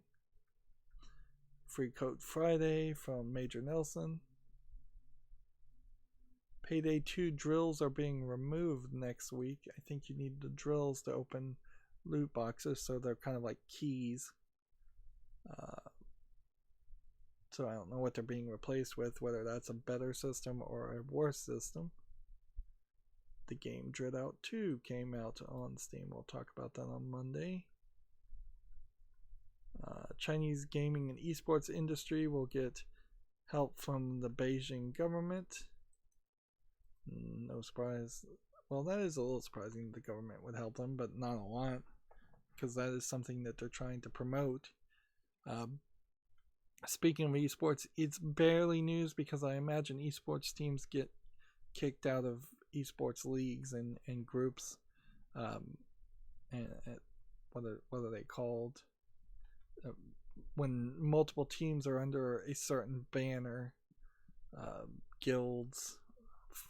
They're not called guilds, but that's pretty much what they are. There was a all-female team that was not built well and was put together just as a stunt, basically, and it wasn't the best of female esports players coming together. And so they were added to a guild and played for like a season, maybe two, and played so terribly that they've now been kicked out. And yeah, that is the danger if you're just going to virtue signal and have an all-female team, is that it is going to then ironically look bad when you look worse when you kick them out for not winning. They were betting on the scenario, the highly unlikely scenario, that an all-female team would come in, win the championship, and it would be some like Mighty Ducks style. I don't even think the Mighty Ducks won, but it would have to be some huge underdog story where they won every single challenge, every single battle, and only struggled the minimalist amount. Apparently PewDiePie is back to YouTube, according to YouTube Gaming. No big surprise there. And I was fairly certain he wasn't going to disappear forever. If anything, I think he figured out what he needed to do, and he'll probably do it the same next year also, is he just needs to take a vacation in January and February when his views are going to be the lowest anyways, and then that stops anybody from trying to make an adpocalypse and target him, which is what had happened for the 2 years before that. That is my tinfoil hat conspiracy. Crytek's lawsuit against Star Citizen ends in a settlement. We'll talk about that on Monday. So yeah, the all-female team would have only gotten a good ending had they all won the championship and gone on to long, successful careers and then retired as champions. But of course, that wasn't going to happen. The problem, as I understand it, for a League of Legends team is most of them played supporters that weren't even the right supporters. So there wasn't enough people on the team playing the right character class, and thus they were going to be they were never going to succeed in the first place. I don't think that many of them had worked together enough or trained together enough. And at a certain point, it kind of is just a case of only a young guy, a teenager guy, only a guy in general, and this is just a generalization, is stupid enough and obsessive enough to dream to be an esports player and will put in the time and effort. There's so many other ways and better ways to spend your time, and most females know that there is this self-selection, self-elimination of females in a lot of video game related fields, simply because working as a video game developer sucks, and only guys who are obsessed and kind of crazy will do it. Working as an esports player kind of sucks, and only people who are obsessive and hyper competitive will do it. And so, yeah, there is less of a field of people willing to go through that frustration. Well, that's the end of my Twitter feed. So we are definitely having a problem with the audio cutting out like crazy still. So I'm going to have to order a new microphone. That's going to suck considering I just ordered a new hard drive. Well, that's going to be it for this stream. As always, I ask you to like, share, subscribe, comment, and watch every second of my videos. If you want a friend or follow me on any social media sites, there's a bunch of links down below. If you want to check out the other games I've covered, there's playlists for every game I've covered, so check out the playlist tab on my channel. And if you want to support me, which would be very, very appreciated, there's a link to Patreon, or you could friend me on Steam and gift me a game off my wish list. Thank you for watching. Have a good